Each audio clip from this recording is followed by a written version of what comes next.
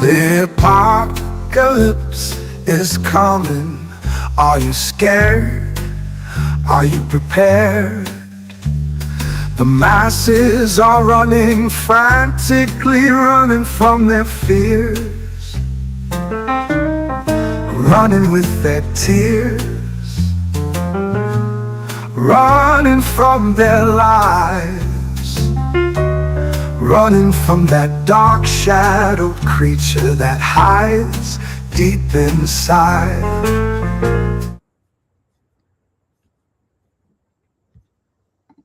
And good morning. Yes, I look like shit, but good morning. How are you doing, everybody? It's another Sunday, episode 44. We're gonna be talking about a lot of stuff. You know, a lot of things have been going on in the news. You know, things that are important, things that are not so important. But I just wanted to open up with propaganda. A lot of people talk about propaganda. You're playing propaganda. Everything you're playing, propaganda. But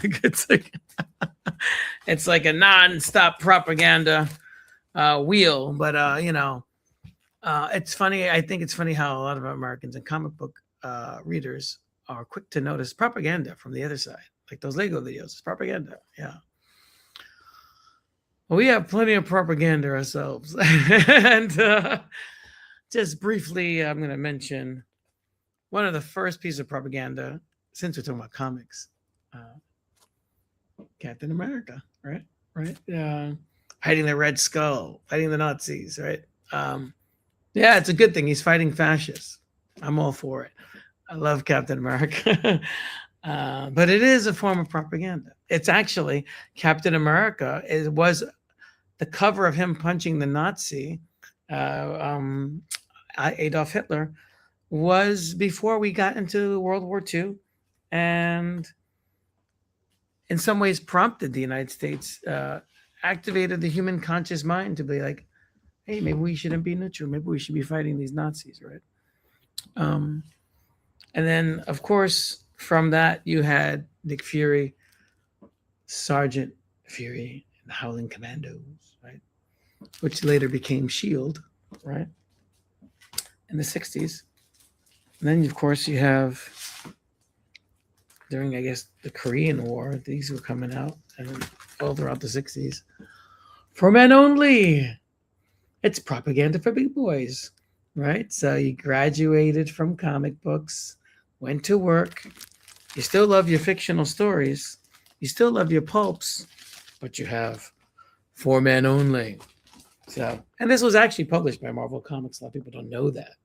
But you have your real war stories.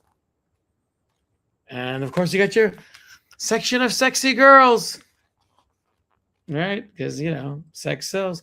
And you have shocking photos of, which is like, they would never publish anything like this. Jews being tested on by the Nazi camps, and actual photographs. Scary shit.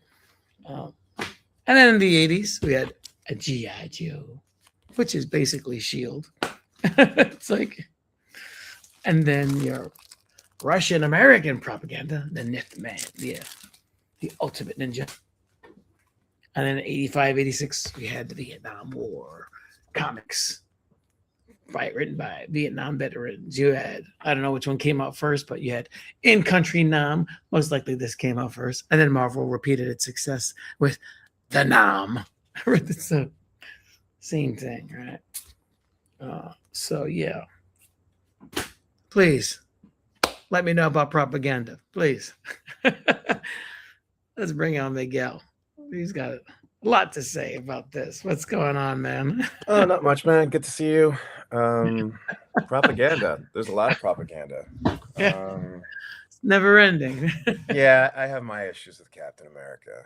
Mm-hmm. Because at the same time that got people into World War II in the United States, there are others like Langston Hughes. What's his name? For Whom the Bell Tolls.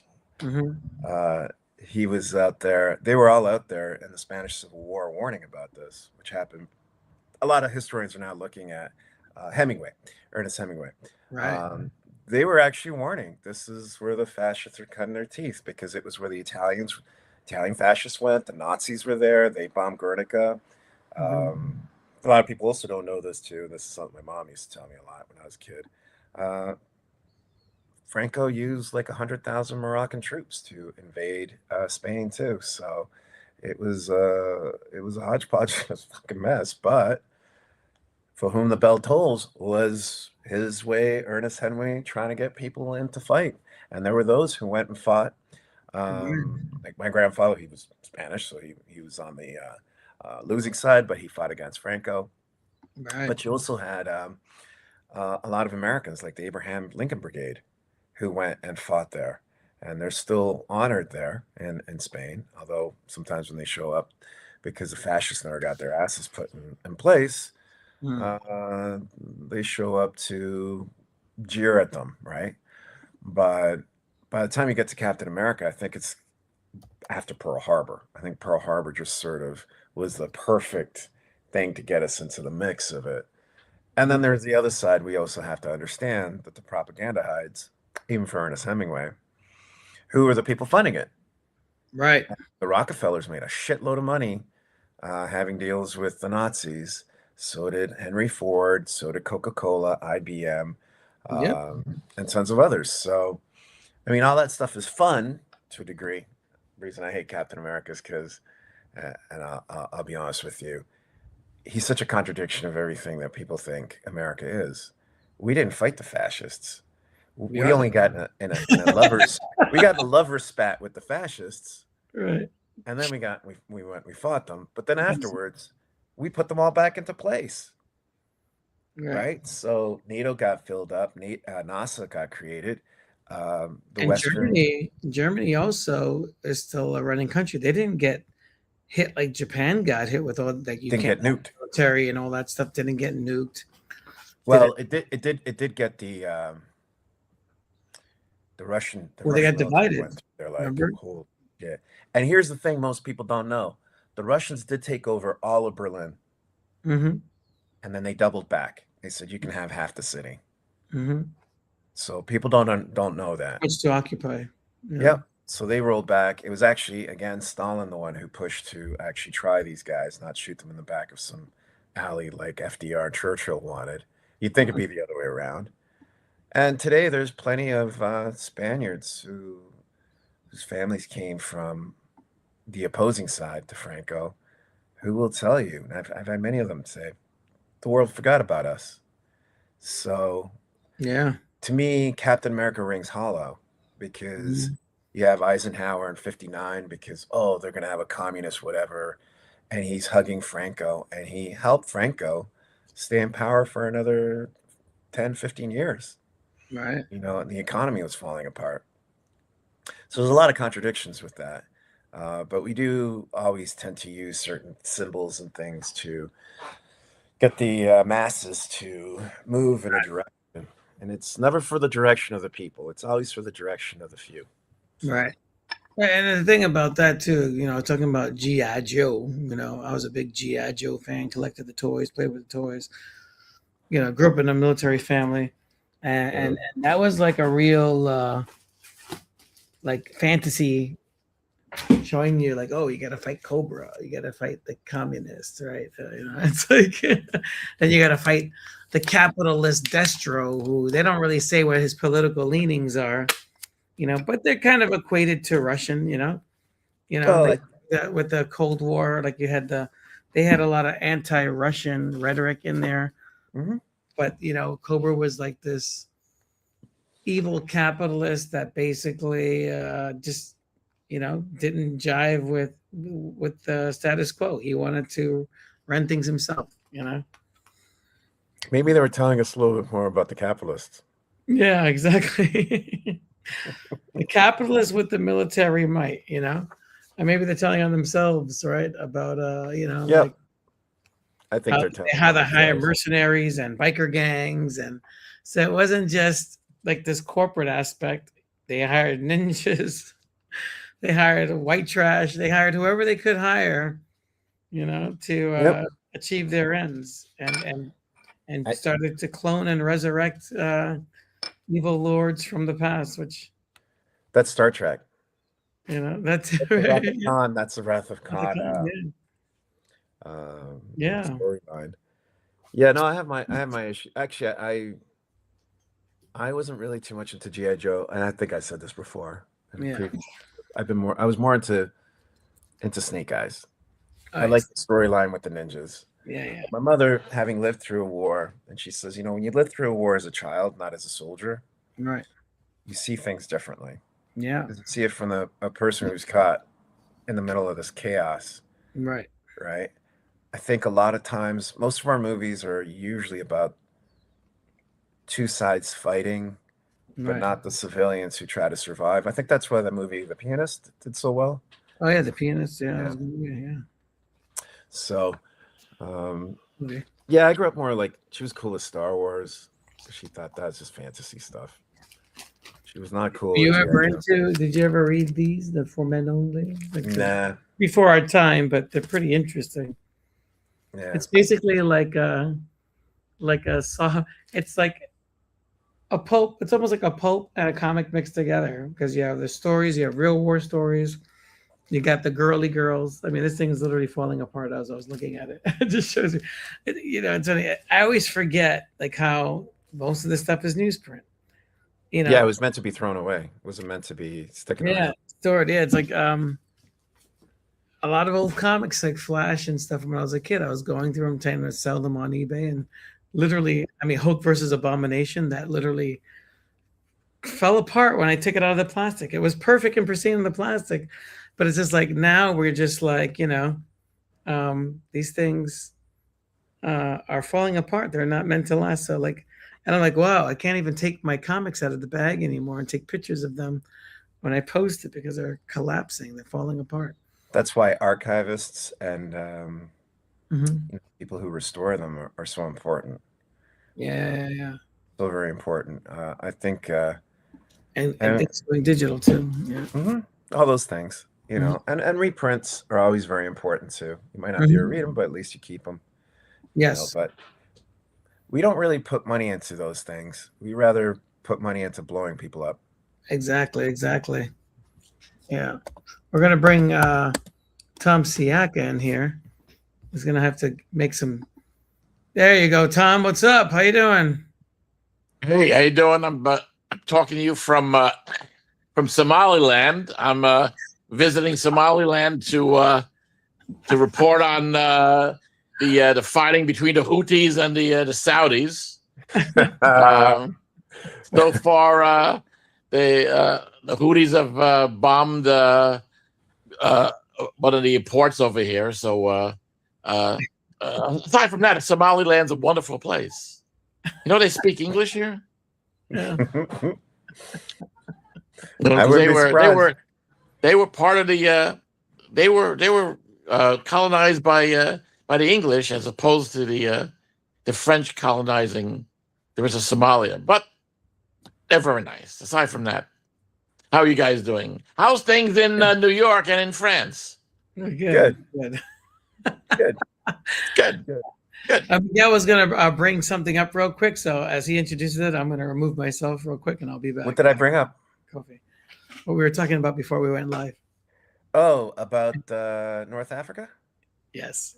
Okay, yes, Yeah. yes. Okay, so a lot of things that people don't understand about North Africa, because what often happens is we look at the geopolitics of Europe versus Russia, the US versus the Middle East, some South America, but Africa's just kind of left off to its own.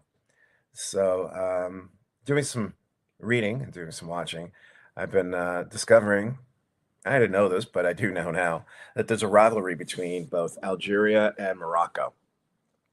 So, for the past 10 years or so, they've been like ratcheting up their money on buying weapons. And some people have speculated there could be a possibility that Algeria and Morocco go to war. They have gone to war before in the 60s. It was called the Sand War. The crazy part is that it's basically territorial disputes by ideological.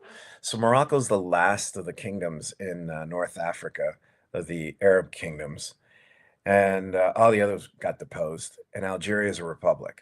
So Algeria usually looks to Morocco as being like a Western puppet, whereas Algeria tends to look more east.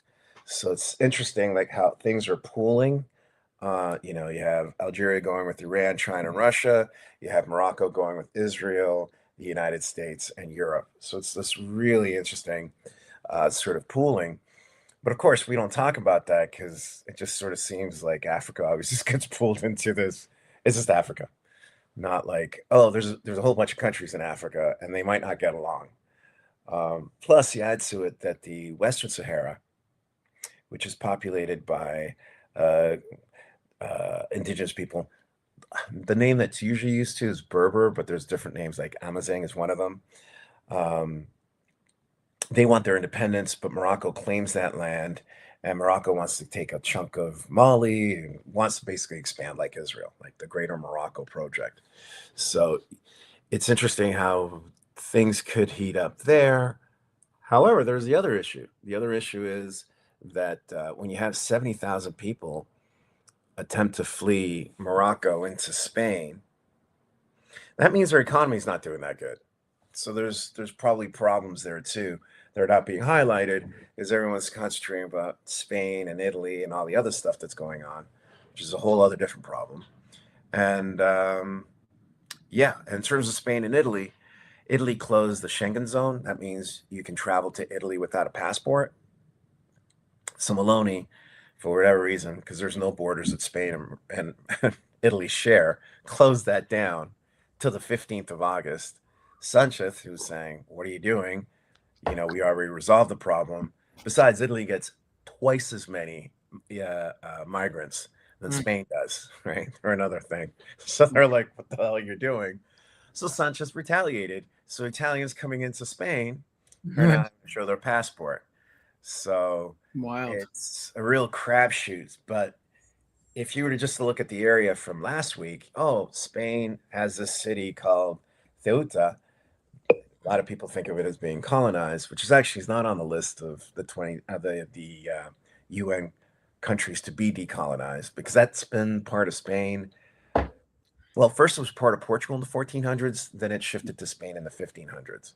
So it's been part of it. It's actually on the Spanish flag. You see the crest. Yeah, grandfathered in. Yeah, like if you look at the two pillars on the flag, the crest. Right. One is Gibraltar, the other one is Ceuta. And the myth is that's where Hercules separated Africa from Europe, right? Really? So it's very deeply embedded, and it's like a town. It's not even like, it's not a country. There's only like 80,000 people in that little town. Right. So, and probably of at course, the time of Hercules, there's probably just a few thousand, Yeah. But well, it goes back to the Romans. The Romans had that whole area and parts of Spain. So, as I was telling you in the pre-show, that if you were to decolonize North Africa, Jesus, there'd be nobody left. Because it'd be like, well, you're Arab, you got to go. Shit, you definitely got to go. So who's left, right? And people, I always find it funny when people are like, "Oh, we're gonna keep it pure. You can't be pure. Pure blood." There's no pure blood. People have been mixing since. Been mixing forever, especially that region, man. The Mediterranean's very mixed. I mean, think about it. It's like when you just go on vacation, right? When you're a young man, right? And I'm not talking about with your family, but when you go, on your own, and you like go to like a nightclub or like to just walking about, you meet people, you meet girls. I mean, you think they didn't do that back then? They didn't have the cell phone back then. They didn't have, they just yeah, right. Rooms were cheap. It's like and you add to it slavery. When we were kids, we had rooftops, and then they had caves. Yeah, well, and then you had slavery. What's that? Going back to Morocco, if there is some action between Algeria and Morocco, do you think Libya will be involved?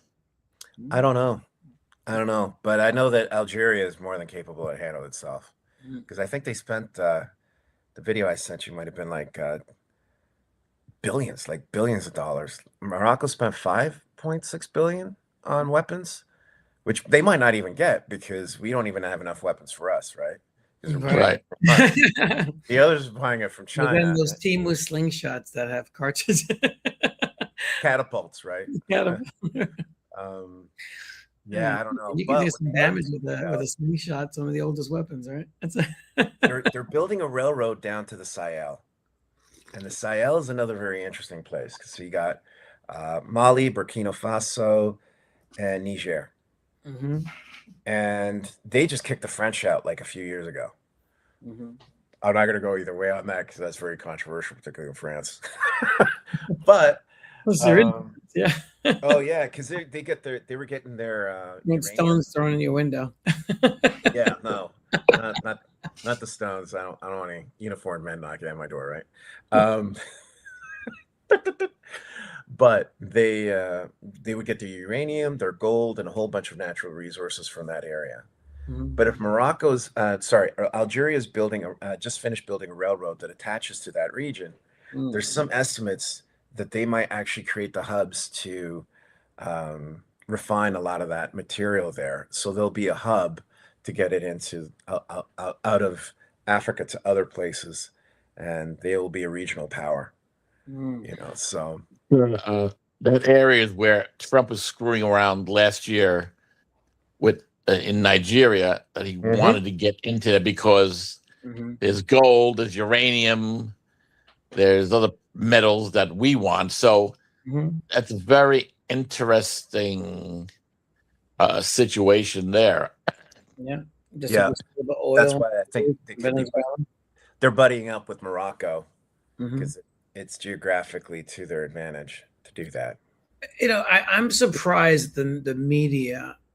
Maybe I shouldn't be surprised, but when we were kids, there was actual real reporting going on. Now you just hear people regurgitating. Doesn't matter what channel you turn on to, they're all talking about the same talking points.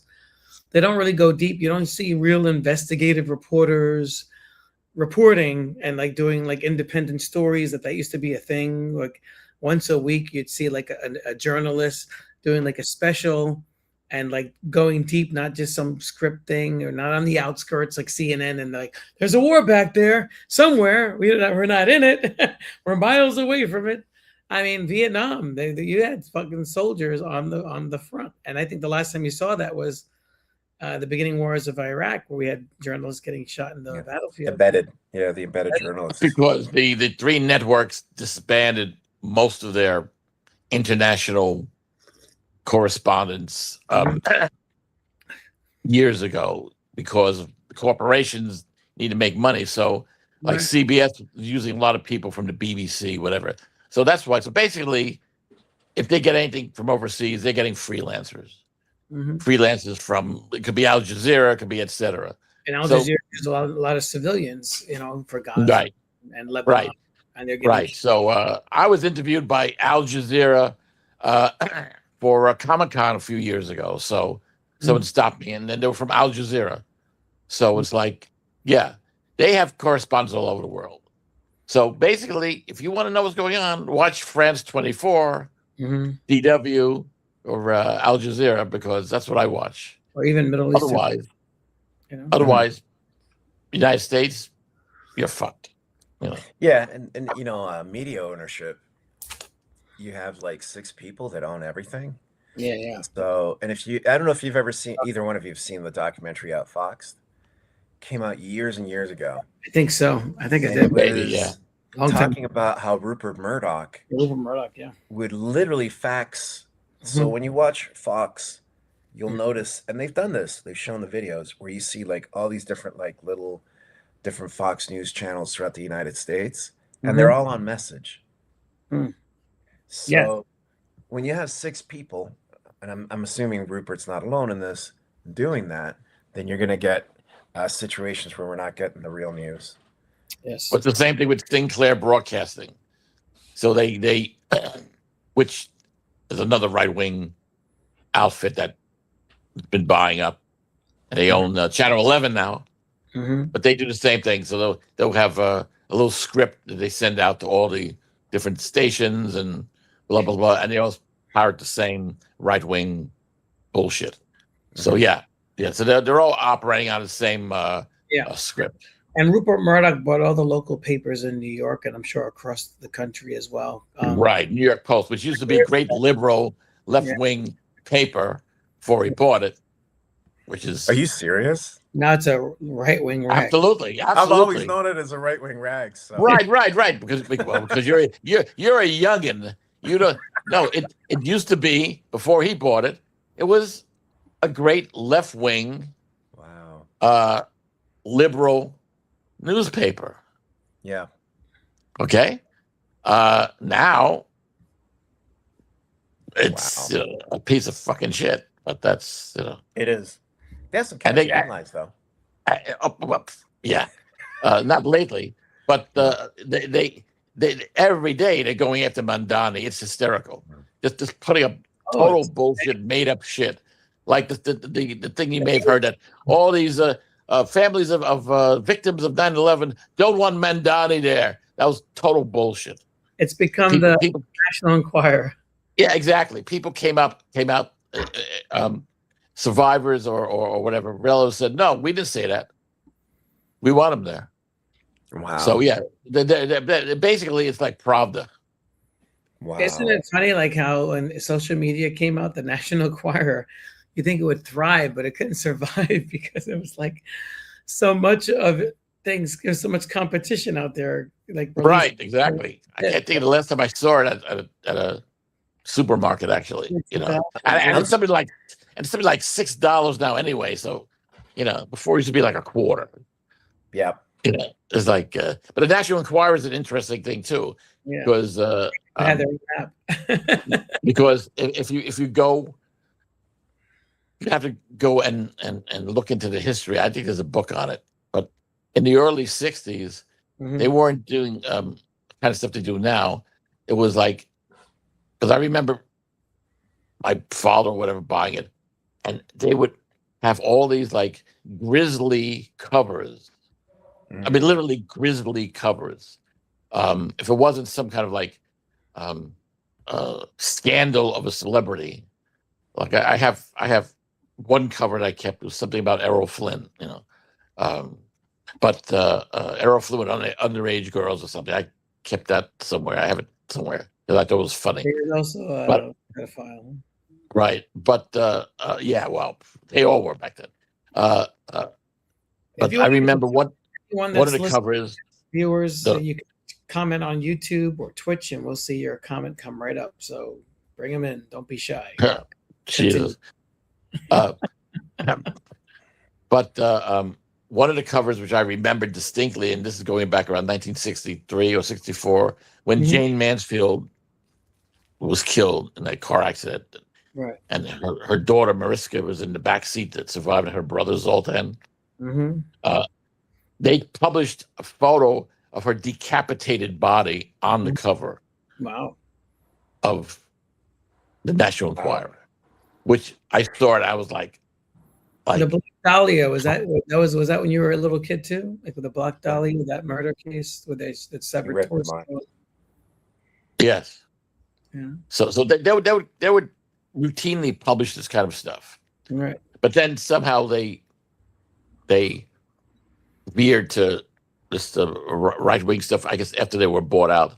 Because I think the original owner of the Enquirer was actually an Italian Generosa Pope. Right, Italian American or Italian, whatever.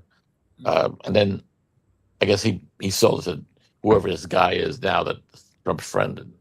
And then they turned it into the rag that it is. But it's like the Weekly World News, where they just made up shit deliberately, and it was comical, like about like the aliens and Jimmy Carter or something. Kind of like the Onion. Yeah. Well, that's Paul Kupperberg. Our friend Paul Kupperberg used to write a lot of the stuff in there. So Tom, what was your go-to propaganda as a kid? Were you a Captain America, or were you a Sergeant Fury Howling Commandos, or were you for men only? What was your poison as a youth? Well, I know that my father used to buy like the for men only type stuff, and you have to show me that later. I have to see that, which was published by Marvel Comics, actually. They were upstairs. I mean, but those magazines were all over the place anyway. I mean, There were tons of those, and and every cover had Nazis whipping girls. Yes. I don't know what the deal was. I don't know what the deal was back then. Okay, it was either Nazis whipping girls chained up on dungeon walls, right, or Nazis torturing somebody, or scantily clad girls being attacked by like rats or animals somewhere in the jungle. Right. And then they also would have like, scantily clad girls being attacked by Japanese soldiers in a concentration camp in Japan. It's all this World War II shit, Yeah, I think they have a thing. The Marines who manned a geisha prison vote, basically. There you go. There you go. Speaking of World War II, and the thing that's funny is Mario Puzo probably wrote some of that stuff. Oh yeah, because he was working for as an editor or something for Marvel, which the original name was Cadence or whatever. But back then, and that was before he wrote The Godfather. He was working there, in the same offices with Stan Lee. Yeah. Wow. Say, look, you got the true book bonus: $1 million diamond raid at Africa's secret village of virgins. The Gil Mulberry ordeal: 3 months to get rich or die. That sounds like that's one of the tame ones. Where did you find that one? My cousin gave this to me like 20 years ago. Oh, that's great. I had the other one, Rage. But look at that. Like, ooh, hot. I was like, this is. It's like. Well, yeah, that was the other thing. Yeah, they had the scantily clad girls. They have short stories. Usually just in bikinis. I can't even really look at this without it coming apart. It's like literally, I'm having like squeezing it to keep it together. It's like put it back in the bag before it falls apart. Yeah, it literally is.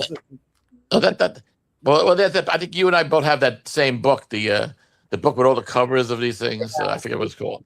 Ben's magazine. The articles, they should have published the articles too. That would be even cooler. I was thinking last night, actually, one of the projects we should do right away is I was looking at the different magazines, and these are all the magazines that I did with the James Bond articles. So we should just scan all those articles and just put them all together in one book. I think I have everything here that we can put it together, like in a couple of days. Once I combine everything, plus all the photos that I have, the 8 million James Bond photos I have. Then we can do a whole photo thing at the end of rare photos. Right. So I'm selling those. I'm selling them like 20 photos for like $400. Because the ones I have were ones that I got when I was working with the James Bond people, and they would let me, go wild in the publicity department and go through all their key books, which they used to have in New York City, with all the contact sheets for every movie, right? So these are huge books, and I would just routinely go through them and just mark. I want this still. I want this one. I would just pick ones that no one's ever seen before. Because usually the ones that you see on eBay, people are selling are the set of 20 that everybody got. So I've got all this shit that is like oddball stuff, like Sean Connery laughing at Goldfinger or something, whatever. Cool. Off the set. So that's the shit I'm going to sell for hundreds of dollars. Try to pull your camera a little bit back here. Getting too close, you're looking like MODOK. There you go. Perfect. No, that's too close. Well, that's a triple panel right there. The all-seeing eye. All right. Wait. Remember SCTV when it was doing the 3D cameras? Oh, I remember. Yes. All right. Anyhow. SCTV? I thought that was like. Oh, yeah, we had SCTV. Yeah, are you kidding? Every Saturday night. Oh, wow. Okay. The SCTV used to run after Saturday Night Live, and it was always better, Yeah. I was thinking about them the other day because half of them are dead now. Joe Flaherty. Ooh, scary kids. Yeah. Ooh. Yeah. And of course, Rick Moranis is still around. Rick Moranis is around, and he's going to be in the new Spaceballs movie next year. Yeah. Oh, the new Eugene Levy's As, still as alive, right? Eugene Levy, he's doing well, but Captain O'Hara just passed away, Yeah, and then of course John Candy yeah. passed away before. But I used to love also Moranis's partner there. What's his name? Um, Oh, the two Doug and Bob Doug. McKenzie. I used to love his impression of Merv Griffin. Because he always would do Merv Griffin with Lou, and he kind of like a little like gay overtones. So I don't know if you remember the one episode that he's doing the Merv Griffin show, and I can't think of one of the later guys was like an Italian name. So he's in green, and he's supposed to be Lou Ferrigno, and he's in green. And Merv Griffin's going, Lou Ferrigno, Hulk, ooh, Hulk, ooh. So tell me, how do you keep in shape? Ooh. So yeah, there are clips on YouTube now of SCTV. So they're just fucking hysterical. It's funny. I'm looking at this Nith man, right? And there's a scene where they're torturing this girl. The Avengers stole this whole scene of Black Widow being interrogated, getting beaten, and then this lady breaks out of the chair, and then she starts beating the guy with the chair. Like, it's like that was literally a scene in the Avengers movie when they were calling them into action.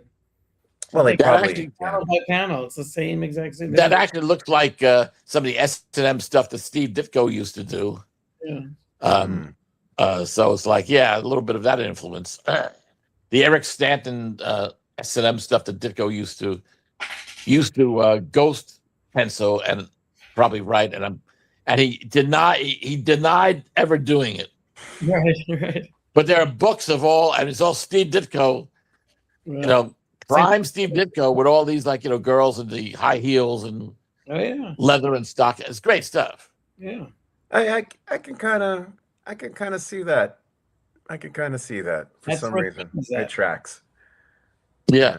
So. But for men, there's probably a bunch of porn directors who are probably looking for new material. They can go through all that for men only and get some new scenarios. Big time. So those are going for big money now. If we can find copies of those, Ray, we can sell them for big money. Some of them go for like $50 or $100 each. What's I might have that book that you've got for men only.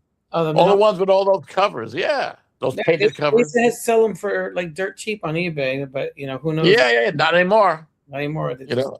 Not anymore. And eBay will allow those on. They will allow those on eBay. Oh, really? With their painted covers. They're painted covers. A lot of them were done by Earl Norham too.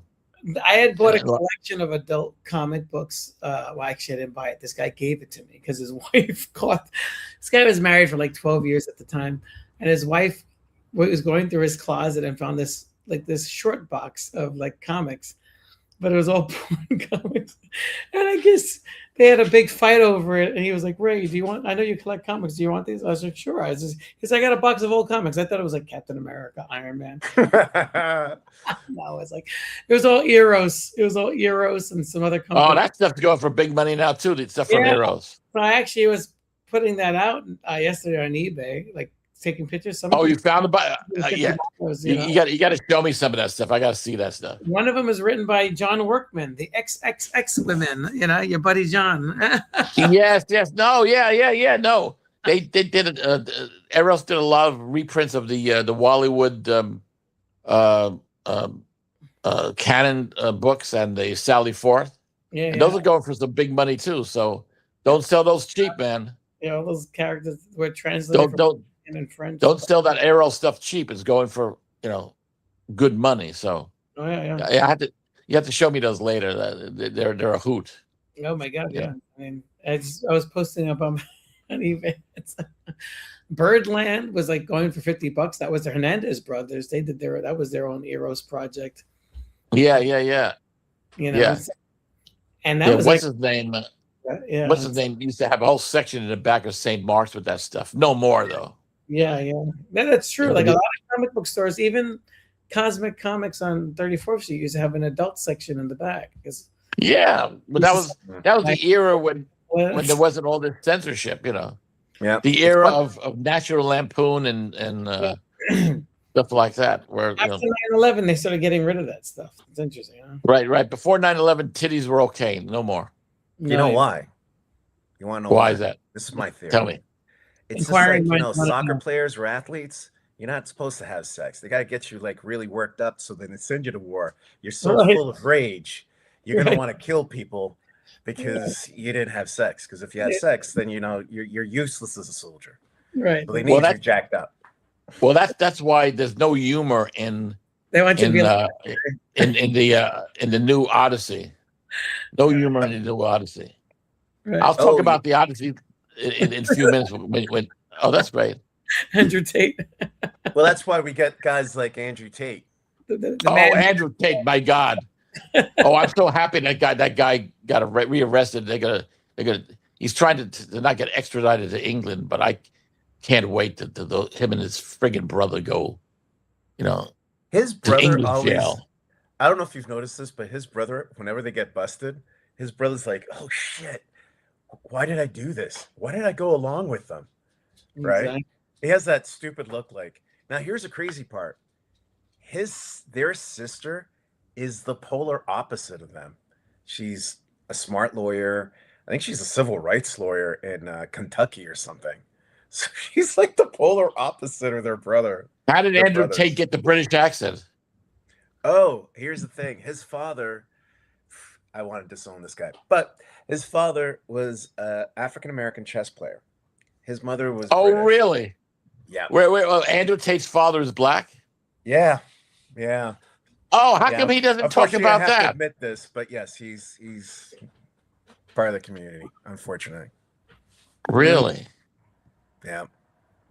So he remarried and had the brother and the sister. Went to Well, America, he had the if I remember correctly, his dad is from Chicago, Illinois. Great chess player. Traveled a lot because as chess players do, and met this British lady and had the kids. And I think he left them or something.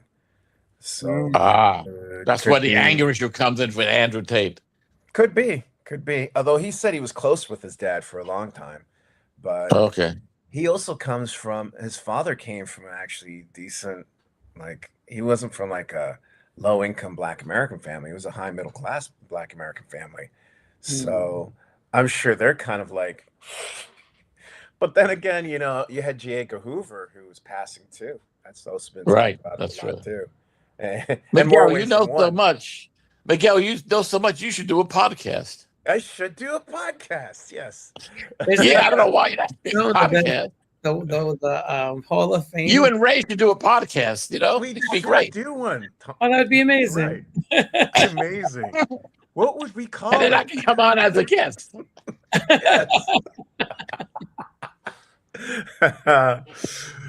a great idea. That's interesting about Andrew Tate. Yeah. So I can't wait for him to get his ass in jail. Me too. And lucky for him, I guess. Well, lucky for his dad. His dad passed away. So, but I'm sure his aunts, uncles, or cousins are probably like, "Oh God, not him." Yeah. That's he's an idiot. That's it. So let me just say one more thing. All right, and then I'm going to shut up for a while. So I watched the last part 8 of the Italian-French 1968 Odyssey with Femu, I can't pronounce his name. He's the lead. He's an Albanian actor, and the guy looks like Odysseus, and everybody in the cast is ethnic looking, and Irene Pappas plays Penelope, and she is so good. I mean, she makes Anne Hathaway look like a high school actor. If you don't watch any episodes, watch the final episode, episode 8. She is so good, especially during the last scenes where they're having he's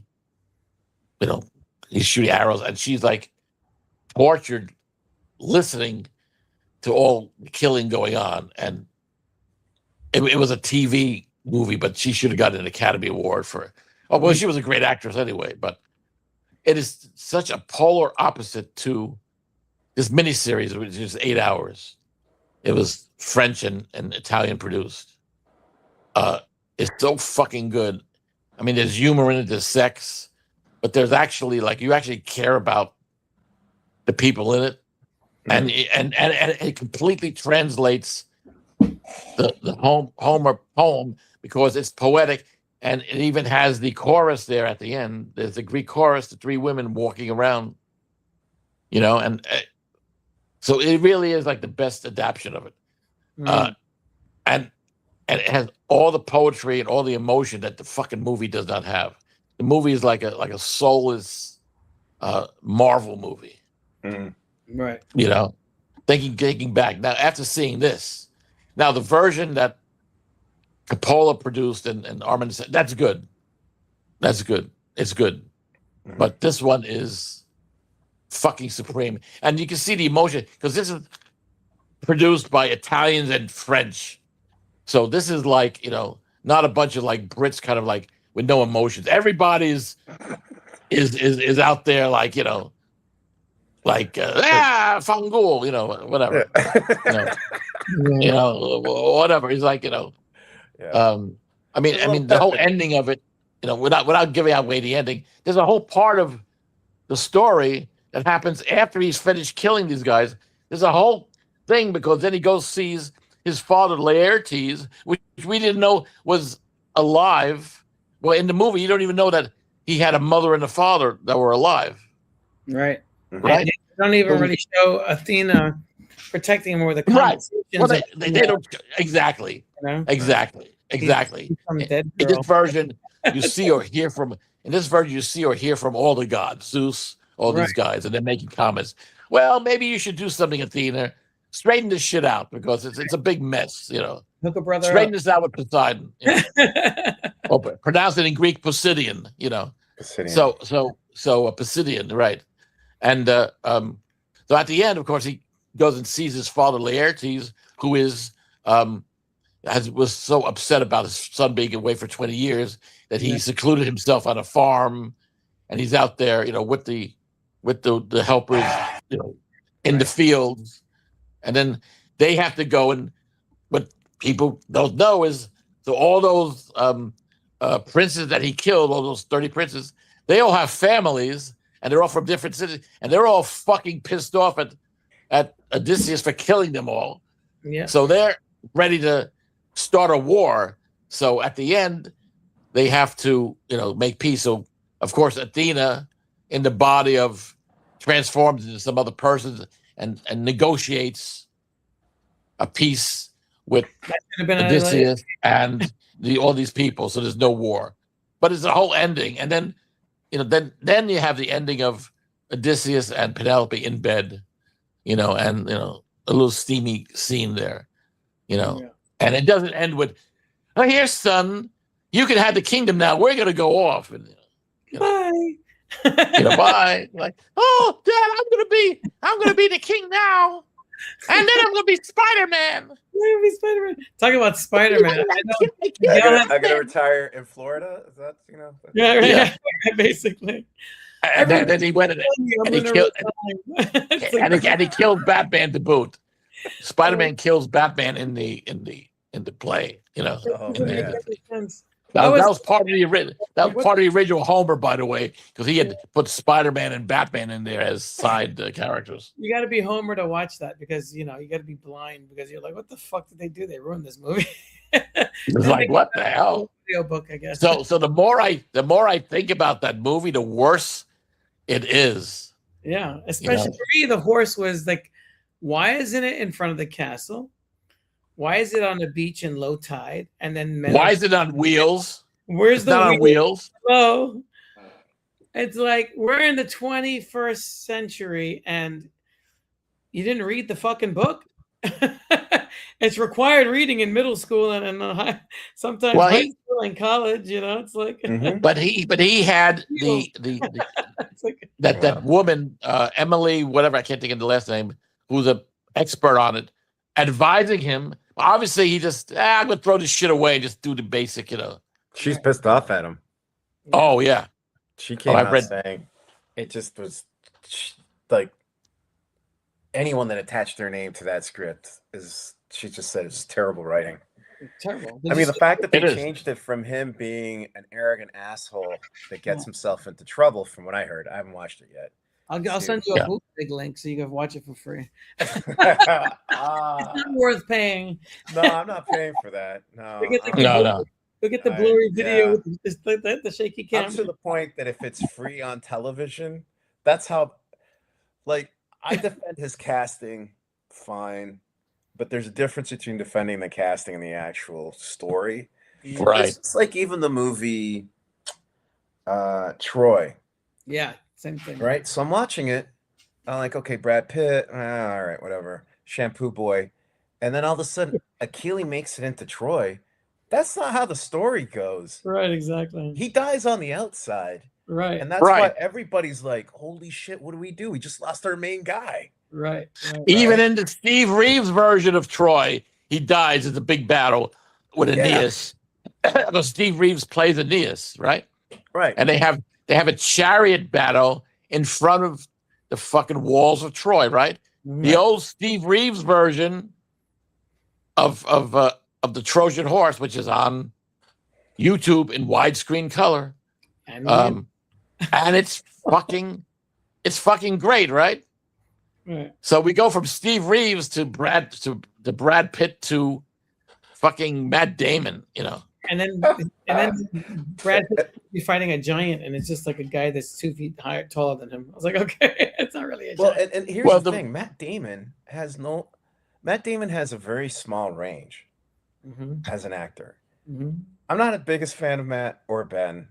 Yeah. Outside of that, sometimes they do some things that I agree with, and other things I don't agree with.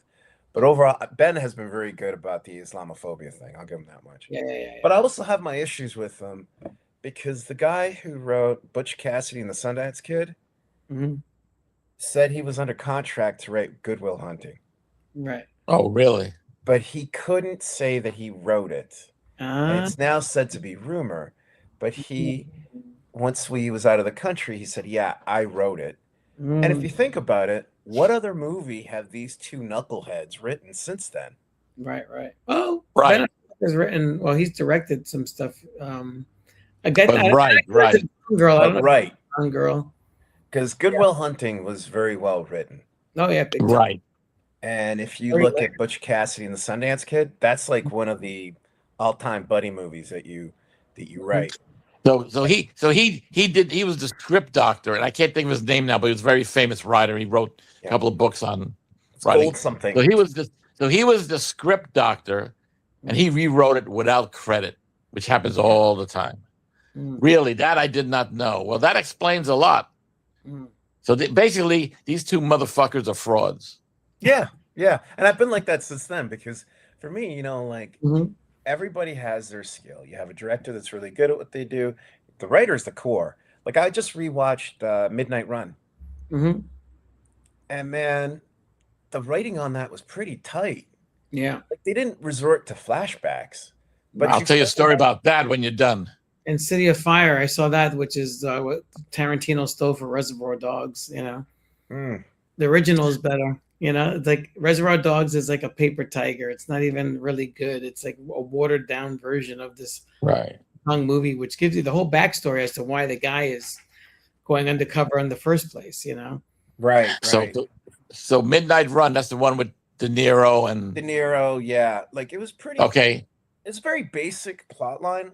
De Niro plays an ex-cop who's a bounty hunter. Right. He's lost everything, and he's just trying to get this guy who's an accountant who didn't know he was for the mob. I forget the name of the act. Like it was great, but they didn't use flashbacks to tell you how De Niro's life got fucked up. Because right now, what we do, well, his life is messed up. Let's have a flashback, and let's not tell it.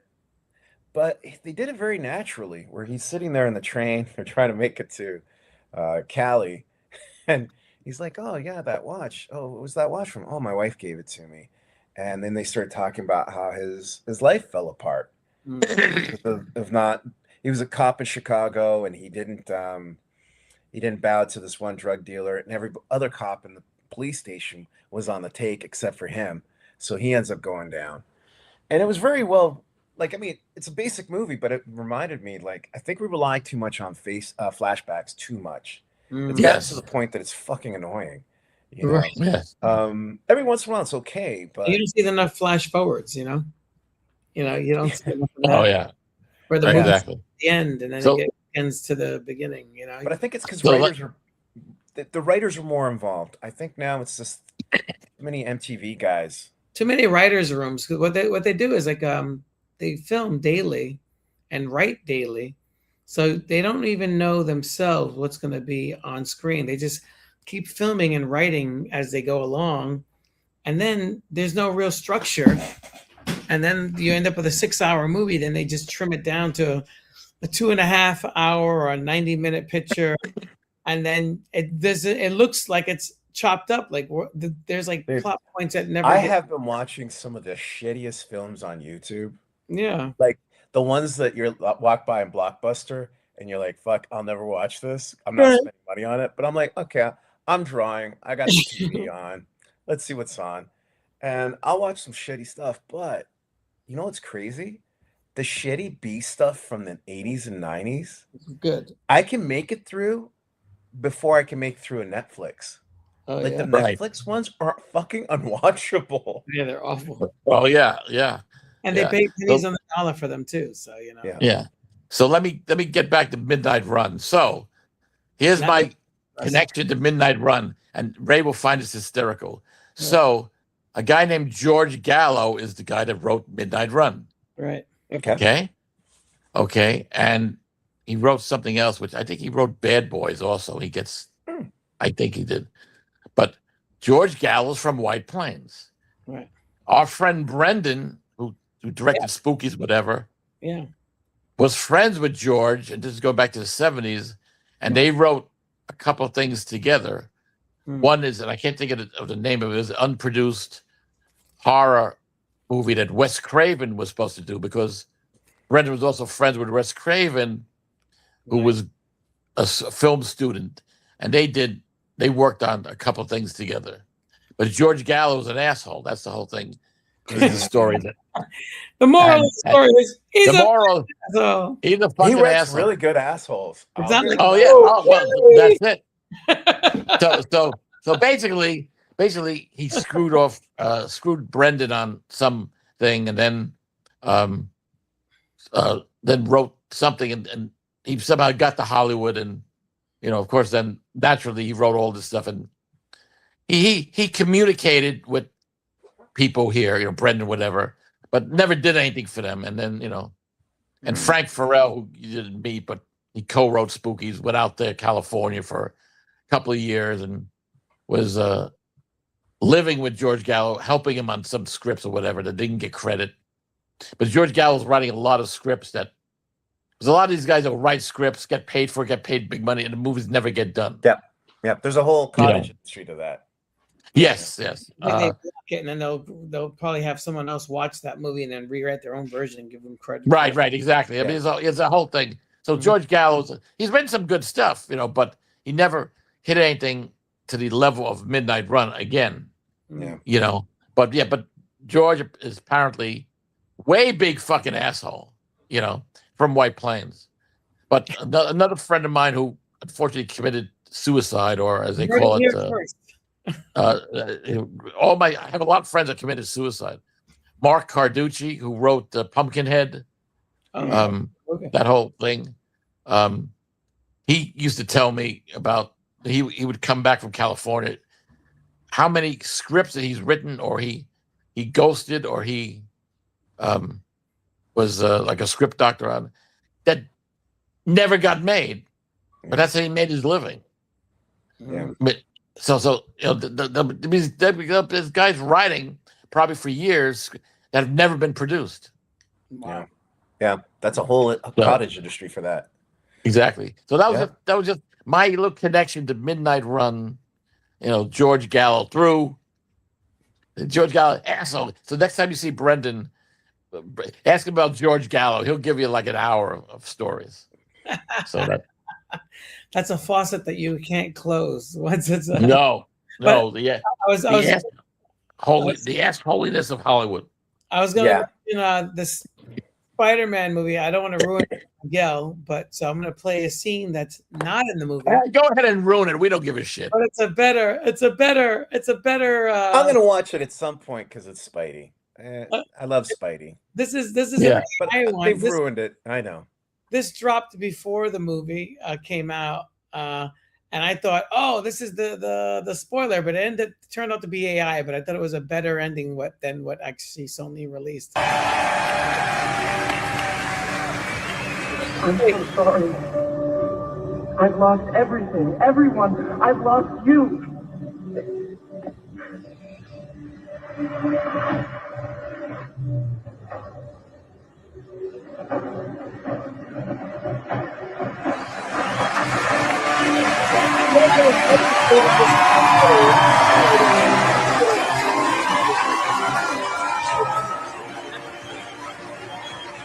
This is not in the movie. It should have been in the movie, but it's not. It's completely fake. So it's like, as I say, fans always do it better. I mean, if you see the actual closing credit scene of what they actually did do, you're like, I wish it was this. Again, it comes like with Star Wars or any of these things. It's corporate. Right. The idea- fan stuff is so much better. Yeah. Oh, Ray, That's a let me good tell thing. They made it look like shit, like blurry. Yeah. You know, it's like it's in a theater being filmed. Yeah.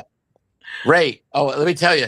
So before I went to bed last night, I'm clicking, all of a sudden, another thing pops up on YouTube, Justice League 2, and it's part 1 by, written by Zack Snyder, right? Mhm. So someone has done And an heir to the Empire. They must have gotten the script to Justice League 2, probably from Zack Snyder, probably passed it to them. But I think I think the script is around, right? Right. So I haven't watched the whole thing because I want to go to sleep. But he did the script like Heir to the Empire, which is like perfect, right? The script to Justice League 2. It starts out with Darkseid and Desaad, and they invade Oa, right? They lay waste to Oa and kill most of the Green Lanterns, and they take the power source of Oa to use. And then the next scene is a tsunami hits in China, right? And so the Justice League goes to like save people there. There's all these great scenes of Superman saving a bunch of kids in a bus, and Wonder Woman picking up a building, and the Flash doing stuff. And by the way, the AI Flash is a better actor than the real guy. So these are all the actual actors that are. So and the voices, and it's perfect. And Ben Affleck is Batman, and he's got his bat plane there picking up stuff, and so I'm saying, holy fucking shit! So the fans are going to do the Justice League 2 movie, and it's going to be, and the 10 minutes I watched are better than the fucking Flash and Aquaman movie. Yeah, because you could see that's another movie that you see. They film hours and hours of shit, and then Right. chop it up, and then the opening and the closings of these movies don't make sense, and they don't really jive with the overall concept. Yeah. Like, So what- again, the fans are doing better. Like we had a discussion the other day, the fans are doing better. the better stuff because they're not being hindered by the Right. executives. Like I don't know if you told Miguel about the Heir to the Empire movie. Yeah, you've that told this me. guy did. Mhm. Yeah. you told me. Yeah. It's definitely worth seeing. It's on unbelievable. It's on YouTube. It's unbelievable. It's what Lucas wanted to do, and he gave him the script because it's based on a series of novels which take place after Return, which he considered canon. Yeah, right? Which was like I remember the Shadows of the Empire was the big one.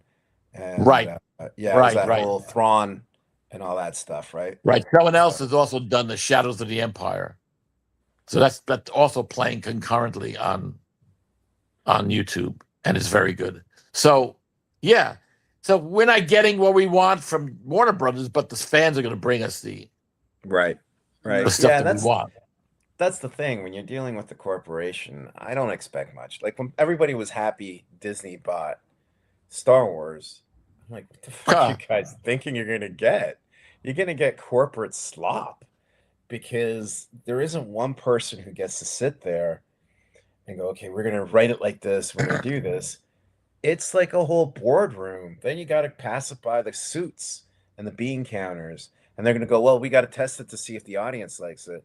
What the fuck is the audience? They're not gonna test it with fans. They're gonna get regular people off the street who are not. I don't even care about this stuff. And they're like, well, I feel it needs a little bit more of this, needs a little bit more of that, and it's basically written by committee. Right. So, Right. you know, Yeah, well, this is the whole thing about Paramount Warner Brothers, which I was just listening on the radio.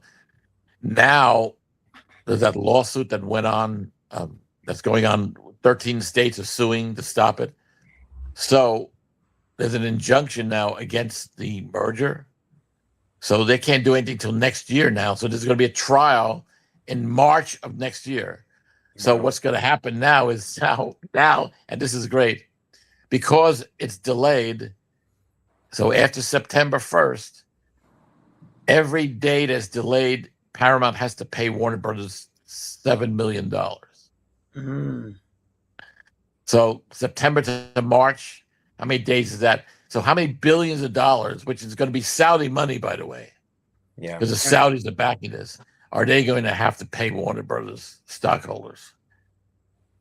And the Saudis are having a tough time because they're closing down.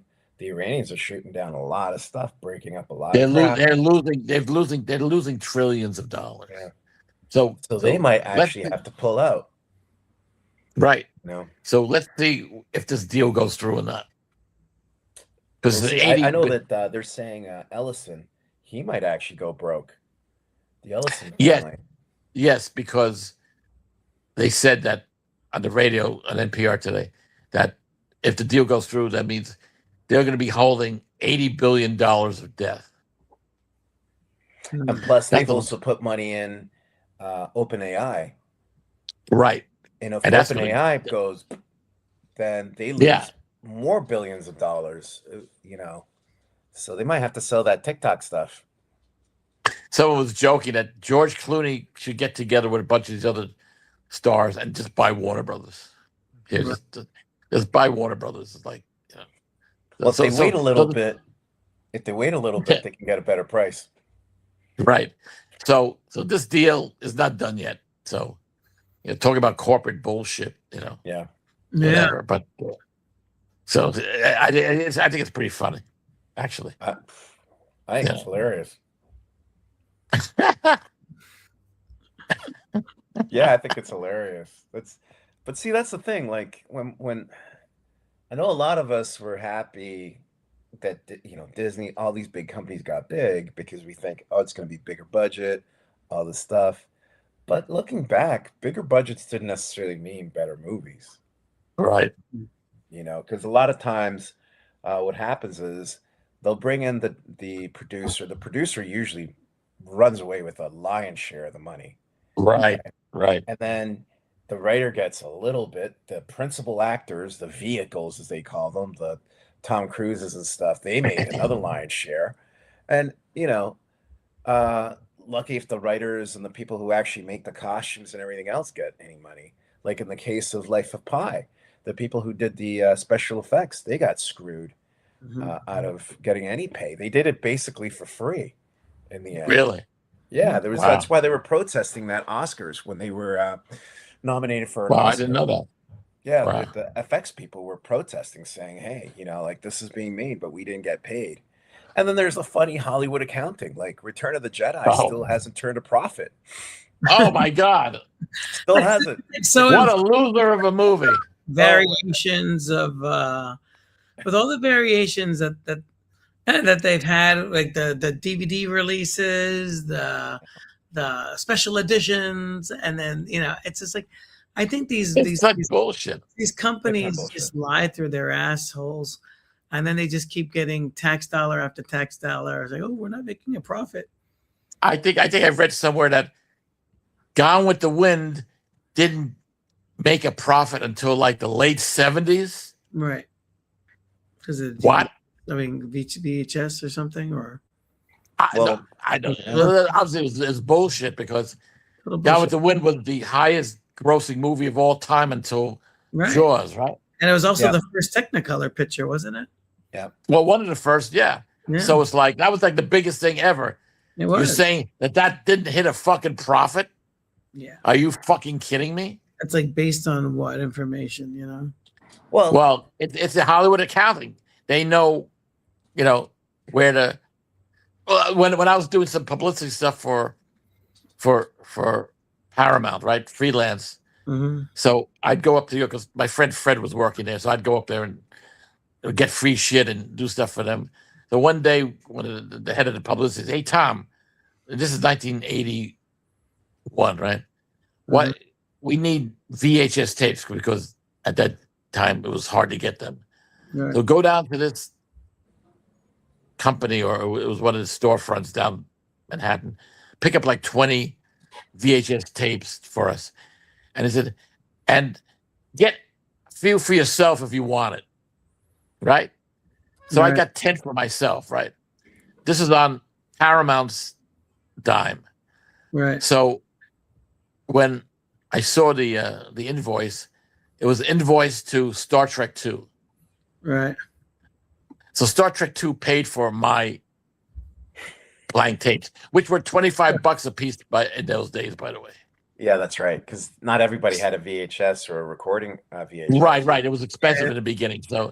So there's the Hollywood accounting.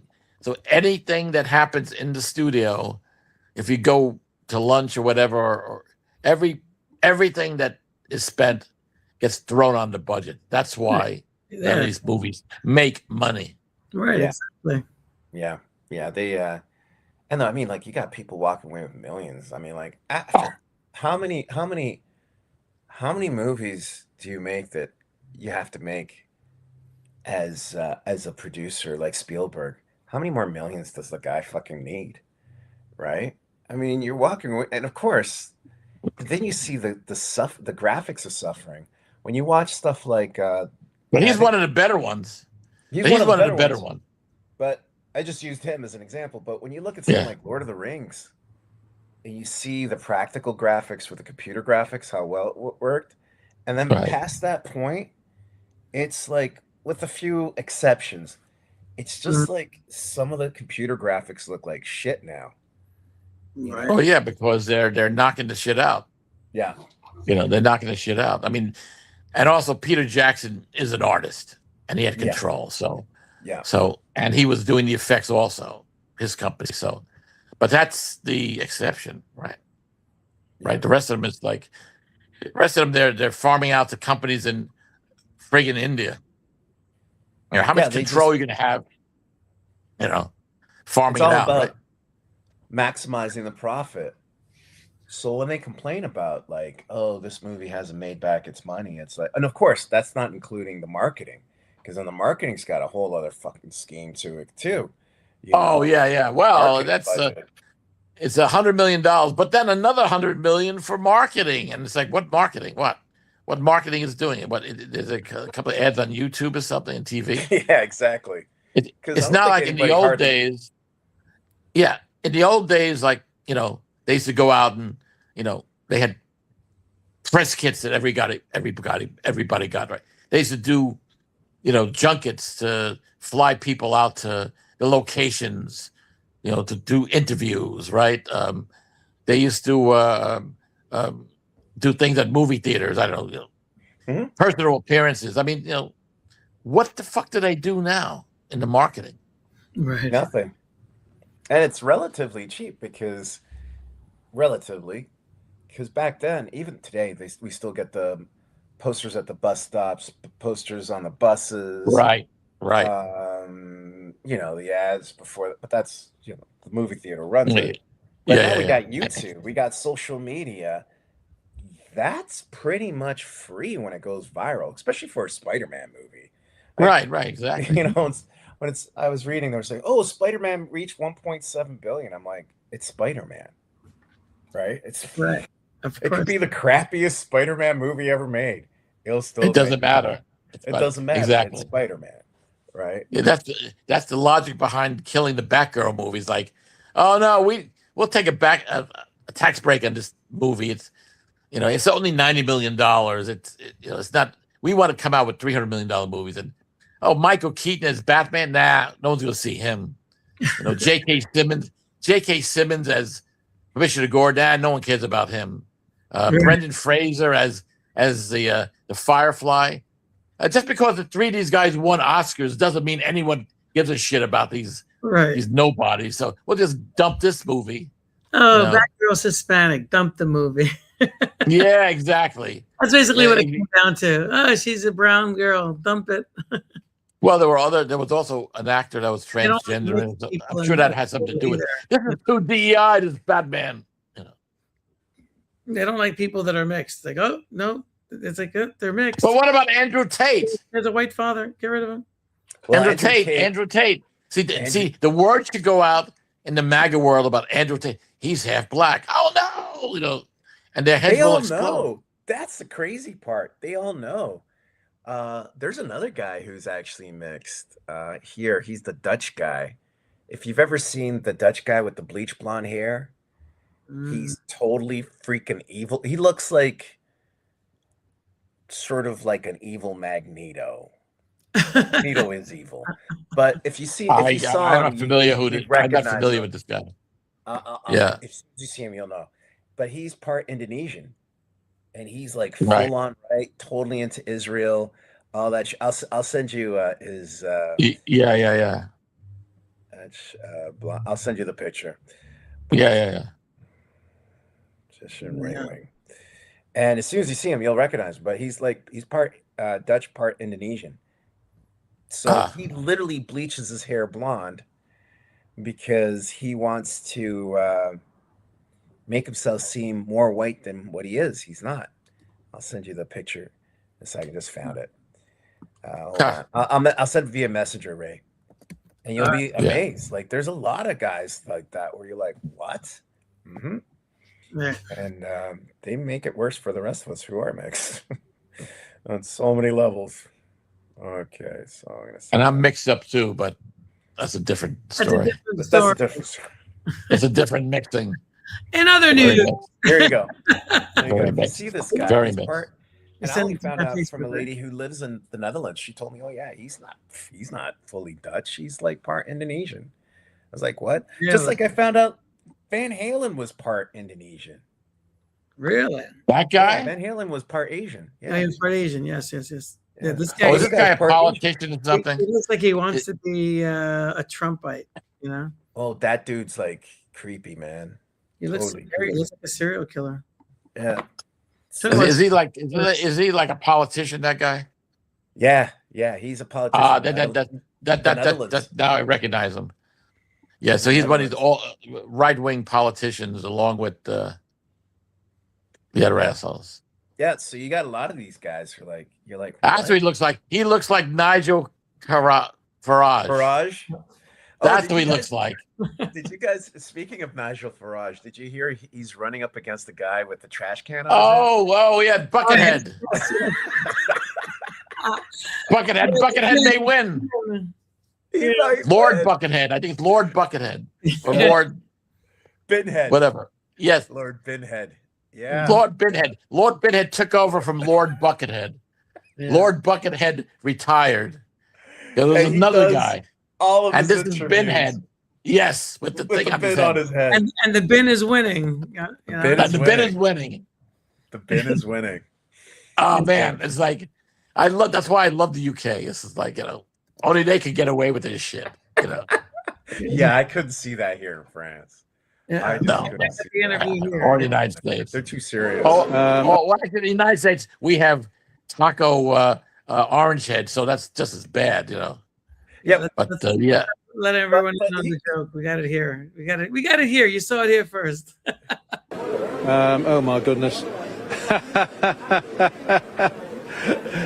A man with a bin on his head. And it's not the Tory candidate. Looks like something out of Star Wars. Yeah. Okay. Anyway, I better. To talk to him, No, I'm going to hand you back to. I'm going to. Oh, right. Okay. You want to talk to me? Yeah, go on then. Go on then. Right. Who are you? My name. What kind of journalist is this? You don't know? Have a look. I've got my list here. Burnham. No, I realise that. Oh, you're Count Binface, yeah? There you go. You did go to journalism school. Excellent. Yes, A long time ago. I beg your pardon? I said a long time ago. Yeah. Oh, well, I wouldn't have known. You were 20. Why are you standing in this election? Just a stunt? It's A, because it's happening. B, I was at a loose end. C, because I believe elected mayors should serve out their terms before they're eligible to stand for parliament. Oh, you've made a sensible serious political point there. Well, no, you're supposed to be impartial, mate. So let me carry on. I'm going to rephrase the traffic lights on Liverpool Road. I'll price cap Wigan kebabs at £2. I'll make cyclists who disobey the highway code have to ride unicycles instead. And I will turn HS2 into FFS1 and reroute it. Not going to swear, are you? No, I'm perfect. Although we are past the watershed, but don't worry. No. We don't want you swearing, please. I promise I won't. I'm a good boy. And no, but I'm going to reroute it to rail executives' homes. I'm going to build at least one affordable house. I mean, I could go on. What's Andy said he's going to do? Oh, he said lots he's going to do, and he changes his mind from time to time. But anyway, are you going to save your deposit? Probably not. No, in a word. But if I could beat the Tories or the Lib Dems, that would be quite funny. Yeah, I suppose they wouldn't find it very funny, though, would they? How many votes do you think you're going to get? Well, I'd be happy with one. Do you live in the constituency? I do tonight. Well, it sounds like you don't. What do you? No, of course not. I don't live here, no. So why should I? Well, a lot of candidates like to boast that they're local. You're obviously not too concerned about that. Well, I'm looking at the putative Prime Minister, Nigel Farage. He spends more time in America than in Clacton. So why should you don't think Mr. Burnham's the putative Prime Minister then? Well, they both putatas, that they will be the next PM. But I think at least Andy feels like he's slightly local to the area. But that's something. If I was to win... He used to be the MP for Leeds, just not very far from here. Exactly. If I win, I swear... That's not going to happen. Well, exactly. So I'm going to say, I swear I'll move to Makerfield if I win. Okay. All right. I'm sure they'll all be delighted. Well, I'm sure there's other people who want to interview you. Thank you for talking to Sky News. It's my pleasure. Well interviewed. Well done. Here's the killer part about Farage. So Farage was one of the main people who pushed for Brexit. Mm-hmm. Yes. But he has residency, and I think he has a citizenship in Germany through his wife. So he got the UK to break. Now here's something doubly fucking funny about this too. Scotland. The year that Brexit happened, Scots didn't know this was going to happen. They had a referendum to separate from England and break up the UK. So the Scots, being the Charlie Brown that they are, and England being the Lucy that it is, no. That's okay. We're not. If you break away from us, you will leave the euro and you'll have to re-enter, and that's going to be really hard for you because you're going to need all the financial stuff. So stick with us, and you'll stay in the EU. Fine. So they won by, I think, a few percentage points. They stayed in England. Then about 7 months later, they had Brexit. So the Scots are so fucking pissed off because they're like, you fucking assholes told us to stay. Right. So we would actually stay part of the EU because they didn't want to leave. Right. And then they ended up getting taken out of the EU and stuck with England. Yeah, they're like, "Fuck, we didn't want that." Fuck. Take a look at this. This is hilarious. Making fun of the Obama poster, Shepard Fairey. Right. You can't make this shit up. And by the way, didn't Common come out talking about Obama? Common came out and said something to the effect of that in his eyes, thanks to Michelle Obama, Common the rapper, by the way, for those who don't know. Mhm. That thanks Michelle Obama that George W. Bush was rehabilitated in his eyes. Like, is this guy Yes. fucking crazy? Like, dude killed 1 million people. You can't get rehabilitated from that. There isn't a prison sentence that just cures you and goes, okay, now you've served your time. Like, you're forever a butcher. Like, Democrats fuck? are Democrats are always willing to forgive their candidates, and they demonize anyone that forgives a Republican candidate. But they're forgiving a Republican candidate. So Yeah. this means at some point, um, are they going to humanize Trump? yeah, they already are. They're already working on it because he's going to die in office. I mean, look how they humanized Nixon after Nixon died. It's like all of the covert actions and operations that he did. Oh, and all the theft, The war on drugs, which the war on drugs, fucked Right. everybody up. basically created, a prison system for blacks and Hispanics to be like doubly Yeah. charged and unlawfully sentenced. It's just like they all get It's already happening. It's already yeah. happening with Nixon because there's the whole younger generation of Republicans. I was just listening that Mhm. now they're worshiping Nixon, this younger generation. So they're rehabilitating him. So it's Right. already Wow. happening.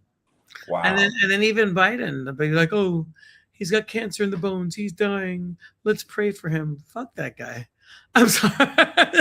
And I voted for him, but sorry he's got cancer, but he, did some shit too. Well, Like, he has prostate cancer. I don't know I mean, how far it spread to the he's bones. gone with that. selling weapons to freaking Israel. Has it gotten into bones? Is that what they say? Yeah, that's what his son said. Yeah. Got into the bones. But yeah, he sold that and the crime bill. And you heard about the go ahead. If Israel didn't exist, we'd have to invent Israel. I'm a Zionist, even though I'm not Jewish. Right. Kind of bullshit thing. There's a lot of things. Right. A lot of crazy stuff, But I don't know. Did you hear about the statue of Christy Nome and the horse and all this stuff? Now this is the What? response to it. I saw the one with the dog. The dog was funny. This one's funnier. Oh, I saw that one this morning. Yeah. So people did an AI of it, making fun of it with the husband with the fake tits. Oh He must have yeah. known. But apparently, they really made a statue of her with the freaking horse. It's like, oh, this is the real. It's like, what the fuck? Wow. It's just like, the one with the dog. Did we pay for this? Did we pay for this statue of her? No, that's I think That's another that's just the AI. That's just straight. the AI one. Oh yeah. Oh, okay. Oh, it's AI. And that dog. But the real one is like, it's like, why are we? Wasn't it the one of her shooting her dog? Yeah, that was one of her shooting her dog. Yeah. But there's, but the real one is her and a horse, which is like, why? Like, I don't understand why people would do that. I'm still blown away. She's somebody's grandma. Oh my god! And that Yeah. guy's somebody's grandfather, which means if you're their grandkid and you're in high school, you're hoping to God no one knows that's your granddad because they're like, "Hey, Yeah, it's Mom. granddad. He's got a nice pair." You got a nice pair of boobs, hey man. They're gonna call his name. His name better not be David because they'll call him Double D David. It only proves that. It only proves that these Republicans are real psychotic. Oh my god! Yeah. They are. They're just there's a mental. I think they just have Problem a with hard these time.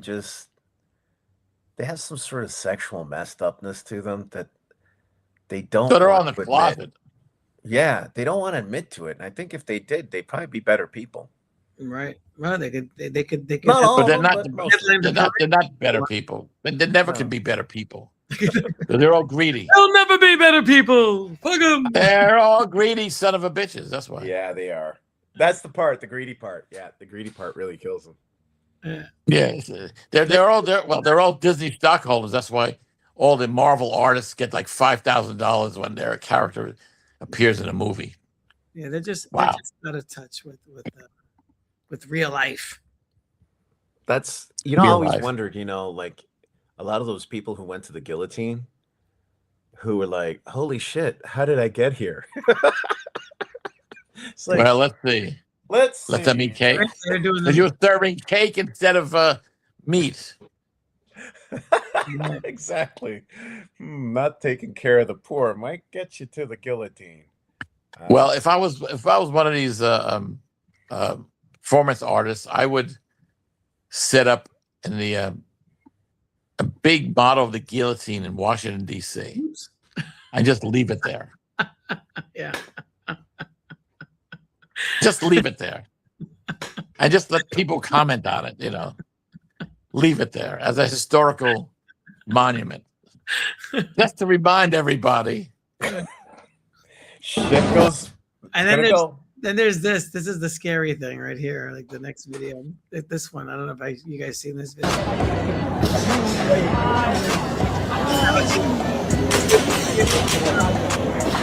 No, it's an air gun. This is where we're heading. Right? Yeah, we'll keep people this way. Take people out. Yeah, we have no problem with school shooters or Alpha Charlie, Alpha Charlie. Two Alpha. It's like, is this What the hell is that? Is this where we're heading? Is this where we're heading? Okay, I got two things to say about that. One, What is that? seen Blazing Saddles. It's a sport. Have you seen Blazing Saddles? Yes. Do you remember when Gene Wilder's character says, like when he's asked why did you stop being a gunslinger, and he said it got so bad that one day I turned around, it was like an 8-year-old kid, Right. So it made me think of that on the humorous side. On the more Right. serious side, do we really want kids to be walk into schools and start shooting the shit out of their friends? Where was that Really? from, Ray? Where's that from? That's a competition that they have over here. Where?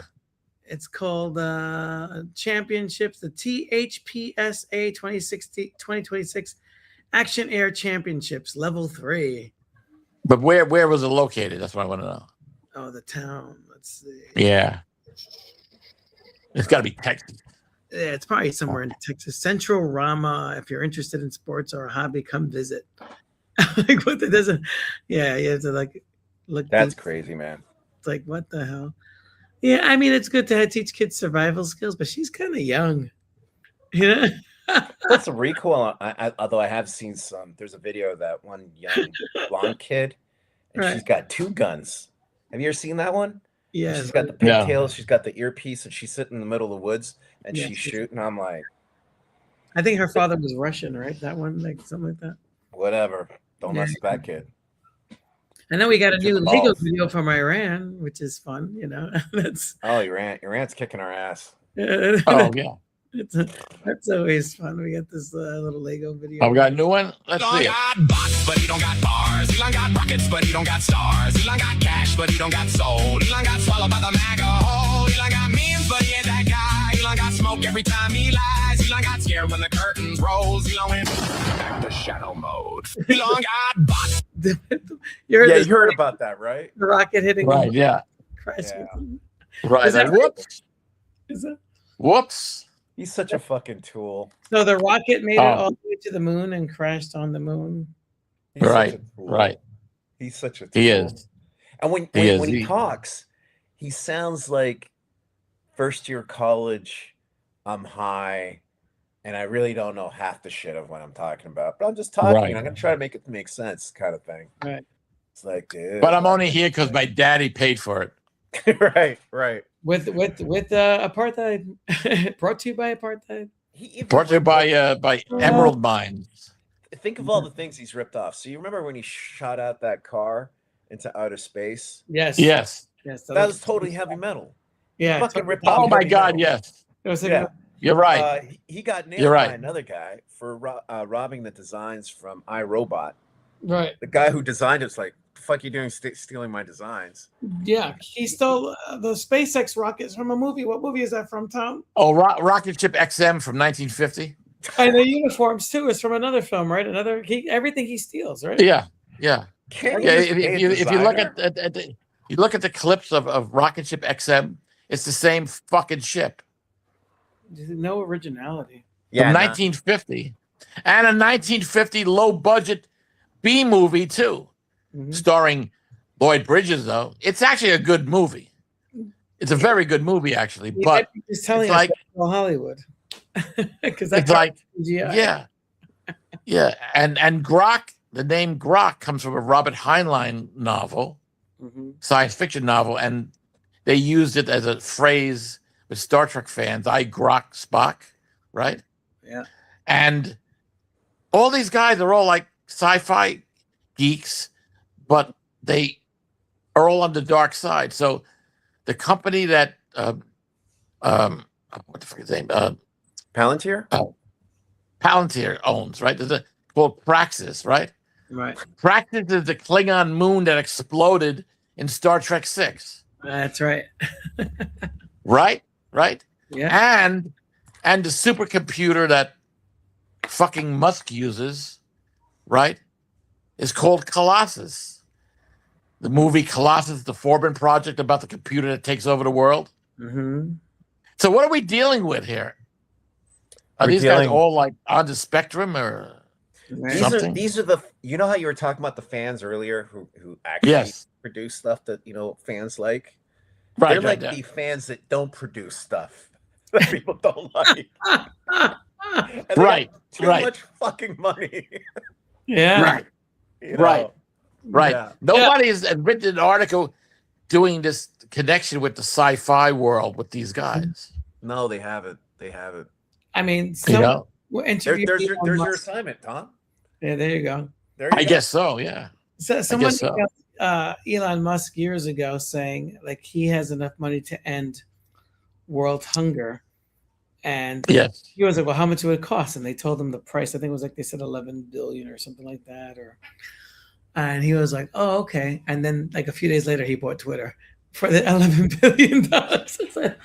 So instead of like ending world peace, and he didn't buy it with his money, by the way. Yeah, exactly. It was a combination of American. Who was it? There's a few Saudi prince, a few bunch of people who bought into it. But he's just a soulless man. Oh yeah. SpaceX is all our money anyway, so yeah. He's living off our taxes. And then shifting gears at the 1 hour and 37 minutes hours, we're going to turn our attention to Lebanon. Lebanon. That was my That was your my Mandarin voice. returning to Lebanon. Oh, what's happening in Lebanon? So what's happening today in Lebanon? Let's see. There you go. You got the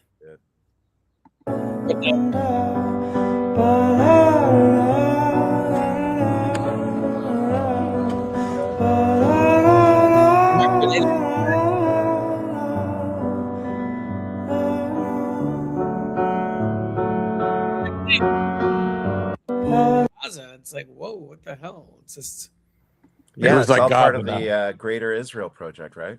Yes. You want to take that.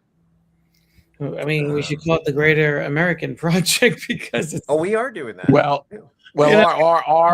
our soldiers are going to be over there training the Lebanese army to go after Hezbollah. So you'll be hearing about American soldiers getting killed there soon. So I mean, they're already getting nixed, and like lots of other places, Well, we just Fighting. got Colombia just swore in its Looney Tunes president, who's super right wing. You got Argentina with its Looney Tunes right winger. Yeah.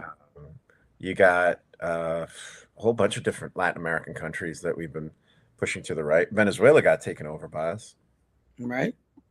and they're trying to choke out Cuba. Peru's new president, the daughter of the dictator, the Japanese lady, right, the Taramori or whatever, who went to jail. Her father went to jail, right?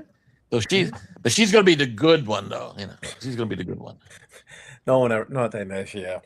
No one ever learns that lesson.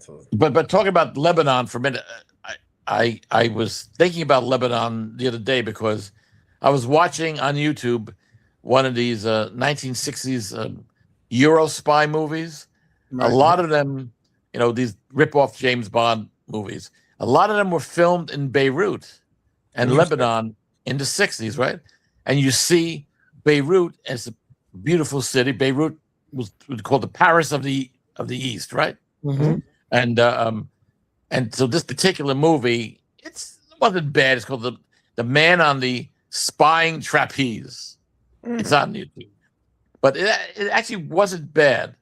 But a lot of it they filmed in the old Roman ruins in Tyre and outskirts of Beirut. So they're doing all these action scenes in these old columns. I'm thinking, fuck, these are things that the Israelis have probably blown up now. Yeah. That no longer exist. They even blew up a lot of Christian sites of the Crusades. Where Right. this castle, bunch of stuff. Right. I mean, then they So you dropped see all these old movies that are filmed in Lebanon, and probably half the shit there has been destroyed. right. Yeah, they're doing it in Nubia too, like Sagan. Destroying a lot of Just I think it's all part of a concerted plan to erase history. yes, that's yes. exactly what it is. They're It's a erasing concerted history. plan to erase history. Mhm. Just like Trump's destroying, there's some old villages on the border with Mexico. Right. that Yes, date I back read to about God that. knows Yes. when. Yeah, they're Yes. So And there's also it's some Native American or First Nations there I don't know, sculptures or drawings Mhm. in the rocks, and they're gonna like basically put the fucking fence across it. I mean, it's just Yeah, it's horrendous. disgusting.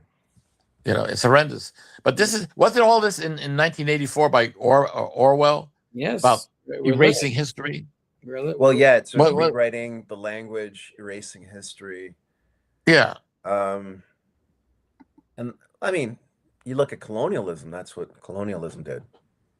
Right. It literally Well, just fucking erased history. It erased people's memories. It they burned all the Aztec and Mayan libraries, and God only knows what they had in those libraries that we'll never know. Right. well, because one of they- the interesting things, they didn't know that there was a type of language that was with knots. Mm. So there's a string of knots. So some stories have survived thanks to that string knot, because when Europeans, Spaniards saw it, they didn't see it as language. They just saw it as like, oh, this looks like some funny kind of carpet that doesn't make a carpet, whatever. But Decoration. some stuff survived, but not as much as should have, because there could have been things that we would have learned that could have helped all of us today. Well, I think Well, they had. I think they do that intentionally to stop Well, advancing. they did. You know, They did well. That was the time of the Inquisition. So anything that was not Christian Mhm. was evil. So if Yeah. you read up on the Aztec cities that they went to, and I guess with the Mayans, or was it just the Aztecs? I don't remember. Well, you had but the Mexica, which we call the Aztecs. You had you also had Mayans. You had different Mayans. tribes and cities. Actually, one of the cities that went along with the Spaniards, it was democratic. It wasn't ruled by a single ruler. So right. there's evidence that they actually sat together and they actually debated back and forth to help the Spaniards or not. And they're like, well, we'll go with them because we hate the Mexican more. And that's Right. really how Spain because Spain only sent like a few thousand guys. You're talking hundreds of thousands, if not millions of people. So, and it wasn't, disease did a lot of it, but Right. They brought guns smallpox back and that. weren't that good, Yeah. And the armor that the Mexican people had was made of cotton, but because it was layered, it was just as strong as the steel, Yes. Guatemala also with the Aztec, with the Mayan roots. But the Mayans, whatever the ancient people, they had more sophisticated cities than in Europe. They were probably as sophisticated as the old Roman times with sewers, and they kept them spotlessly clean. I was just reading something. I mean, it was just like basically like Tokyo today or China, clean, everything working, and all that destroyed. Yeah. Even the Spaniards said, when they were going through the Amazon, on the river, that they saw civilizations cities that had millions of people. And the Right. English were like, "You're full of shit." And now they're discovering more and more. They're actually discovering that the Amazon itself might not be natural. It's most likely a garden that was created by humans because the Really? soil is very thin. Yeah, so it has a thin black soil called tierra petra, which is black soil that's very fertile. So a lot of Native American tribes would do horticulture. So you would create these or help the forests create and plant different things that would work with the forest. So it was a style of farming where you could just go and pick whatever you wanted to. It also promoted certain types of animals to go into the forests. And the English saw that in the North America when they first got there, but because they also brought a lot of disease, it wiped out a lot of the indigenous. So it hit hard the young and the old were the ones that had the keepers of the knowledge. So a lot of these other tribes, the people who maybe you're in your 20s, you had to unify with other tribes, but you didn't get that knowledge passed down to you. So Right. it was an apocalypse for them. Right. Well, thinking about it, the cities that were in South America, Mexico, etc., these were as sophisticated as the ancient cities in Egypt, etc., and those are all gone. So there was a whole civilization Wiped out. was wiped out. You know, I mean, even in Africa, Central Africa, there were African cities of civilizations which the Europeans destroyed. Yeah. They weren't all like in little huts and running around like in the Tarzan movies. I mean, they had cities, et cetera, et cetera. So I mean, it's everything rewritten by the whites, the English, the French, et cetera. Spanish, you know, and Spanish. All to make it seem like they were we brought civilization to them. You know, one of the things that's not talked about is the thing brought up with Morocco, which is interesting because, we've been a kingdom since 700. Yeah, but who was there before the expansion of Islam into North Africa?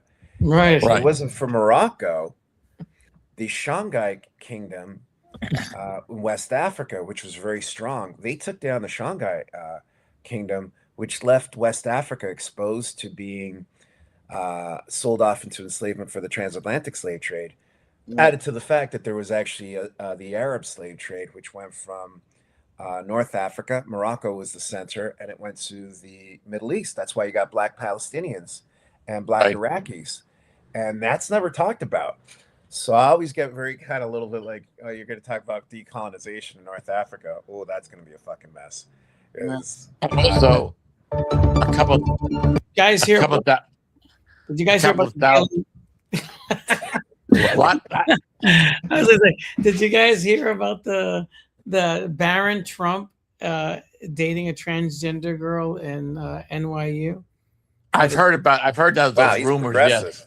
Yeah. Yes, exactly. I'm gonna look at this real quick. I mean, hey, you know, more power to him, man. That takes some guts. She's not bad looking. He proposes to her. Wow. So Donald Trump. That is funny. That is hysterical. Are you sure it's not a robot? Like, that picture doesn't look very real to me. I don't know. I've heard this rumor for a while. Yeah, it's been going on for a minute. You know what? That's the least of our worries. Oh, yeah, no. exactly. It's funny how MAGA is so anti-trans and. Meanwhile, they consume the most trans porn. Right, exactly. You know, it's funny. The Bible Belt is where Pornhub makes the majority of their money. Always has, even when it was did on VHS and tape and all that. I mean, every time there's a Republican convention, isn't it that app? What do they call that? Grinder crashes. Right, yeah. It's like from over you. The thing that's fun is before this idiot started running for president in 2015, it wasn't a fucking issue. Right, it wasn't an issue. It wasn't a fucking issue. These things, the thing about she used to be a boy. She's running in the marathon. I mean, it wasn't a fucking issue. It was mentioned. It was like, oh, okay, yeah. I mean, we had, movies. What do you call it? We had movies with trans, whatever. The one with Robin Wesley Williams? Snipes. Oh, a million. Priscilla I mean, the Desert or whatever it's called. yeah, and yeah, exactly. I mean, trans in movies. The Three Stooges used to go in drag. I mean, all the time. I mean, what's money? come on. I mean, but then when he started running, all of a sudden, this became a big fucking issue. Trans. Honestly, Kitty. I think the Democrats started it. To be honest, I think the Democrats started it, and then the Republicans. The Republicans really went. Well, they're all in fucking cahoots, anyways. They are.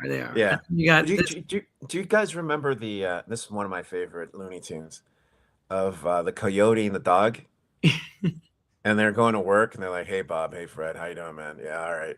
And then they clock in, and then they go, and the dog defends the sheep, and the coyote's trying to catch the sheep. Right. And then at the end of the day, they're like, "All right, we're done." Okay, they punch out. Hey Bob, how Fred? Yes, they punch out. Yeah. Right. That's like. That's how before whatever. That's how it was in Congress. This was told to me by a guy that used to be the chief of staff for Ted Kennedy. These guys, they hate each other. They're at each other's throat in Congress. Clock out. Hey guys, let's go to the bar. And they're all they're all like drinking together. Right. At the bar. WWE. Right. Exactly. And you got another. Exactly. That's the way it used to be. Not anymore, but that's the way it used to be. Yeah. You got the peace talks with Iran, and this is like, this time will be different. Believe me. Oh, you sweet American! I promise. It should be the other way around, really. Yeah, it really should. It should be the other way around. It should be him thinking about that. But it's never going to happen because he doesn't talk to anybody other than. I think they punk him. I think they just call and they're like, "Oh, we'll pretend to be like the Ayatollah and talk to him," and he believes whatever they tell him. By the way, did you see those wig animations of Trump? Because apparently his no. Yes, I got one over here. Man, they've been going crazy. Well, let's take a look. Take a look. Yeah, let's take a look. Let's take a look. Going nuts with those. Yeah, let me see. I have it. By the way, Ray and I were there first. That's right. With Trumpland. With the alien wig that's got the little eyes and whatever. So we were fucking there first. Sorry. Again, something else that's come true, Ray. I know. It's all coming to fruition. It's the prophecy. The prophecy. Maybe Ray and I are the new prophets, right? After Muhammad, it's Ray and I. That should be. Maybe we should start your YouTube advertisement for Trumpland. You should make a little YouTube trailer, and it's called The Prophecy, and then the comic comes out, and you're like saying, and blah blah blah, we said this would happen, and it happened. That kind of shit. Yeah. But I think Ray and I should start a religion because we got to make some money. So, that's the easiest way to do it. Tax write-offs. We need some tax write-offs. Exactly. Well, there's no tax. Tax. Yeah. These guys. Does it work that way in France too? By the way, in Spain, No.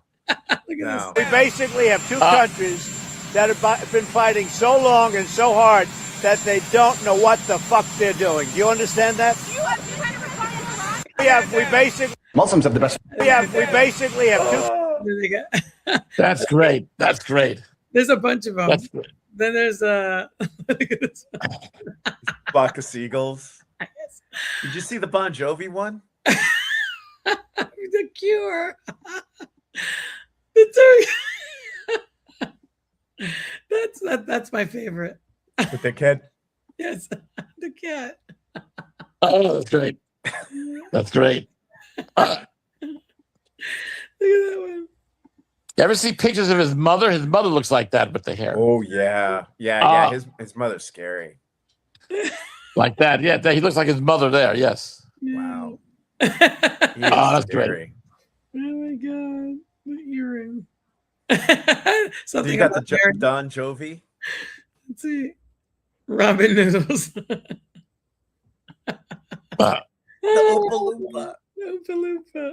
There's one that he's looked. They gave him the troll hair. Yeah. Oh my god, that looks. That's good. Heck that, yeah.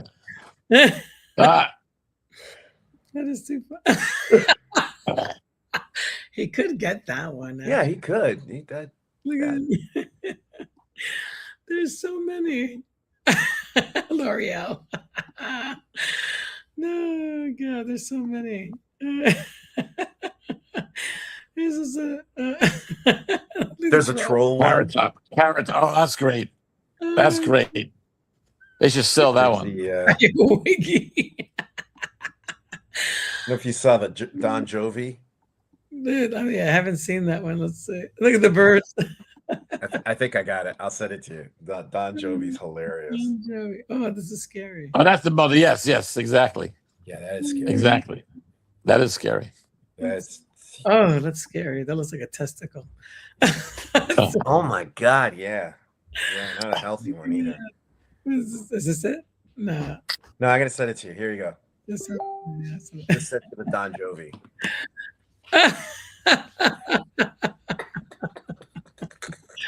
Oh my god, that is too funny, and they're all him. That's hilarious. That is to dealing on a. Oh Christ! You know, back in the day, we had a lot of cartoons of Nixon. You know, but nothing like this. Nothing like this. Political cartoons. Nothing. That's the way to go. We had cartoons. AI if it just sticks to political cartoons, you know?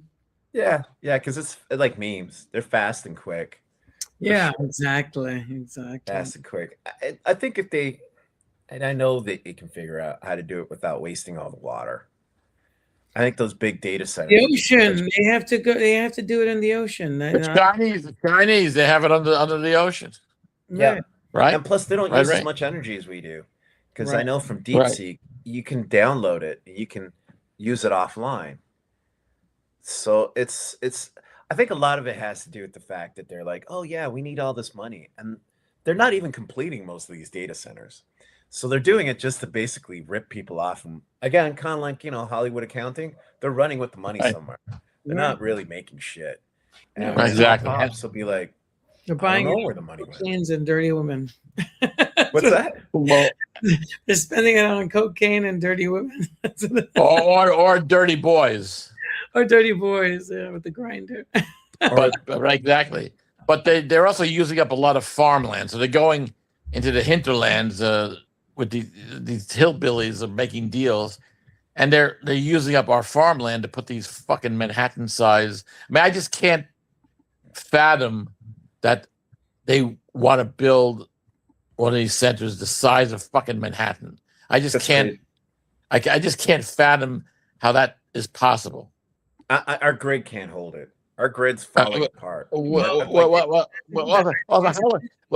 it take like years to fucking build something the size of Manhattan?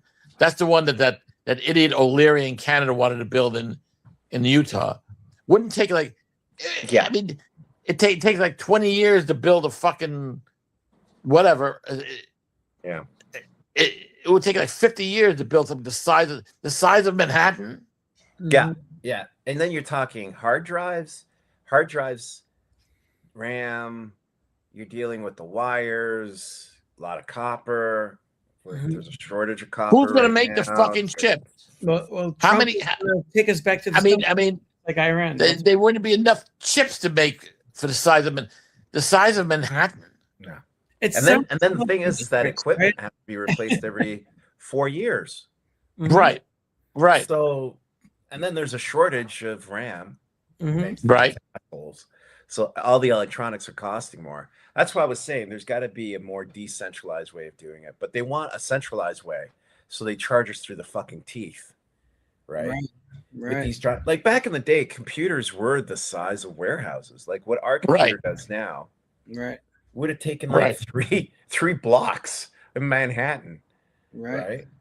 We've reduced it down to something that sits on our desk, and these fucking morons want to go back to what it was in the 50s and 60s. Like Metropolis, Like, or like no, like Well, like I say, this is a money scam. You're right, absolutely right. scam.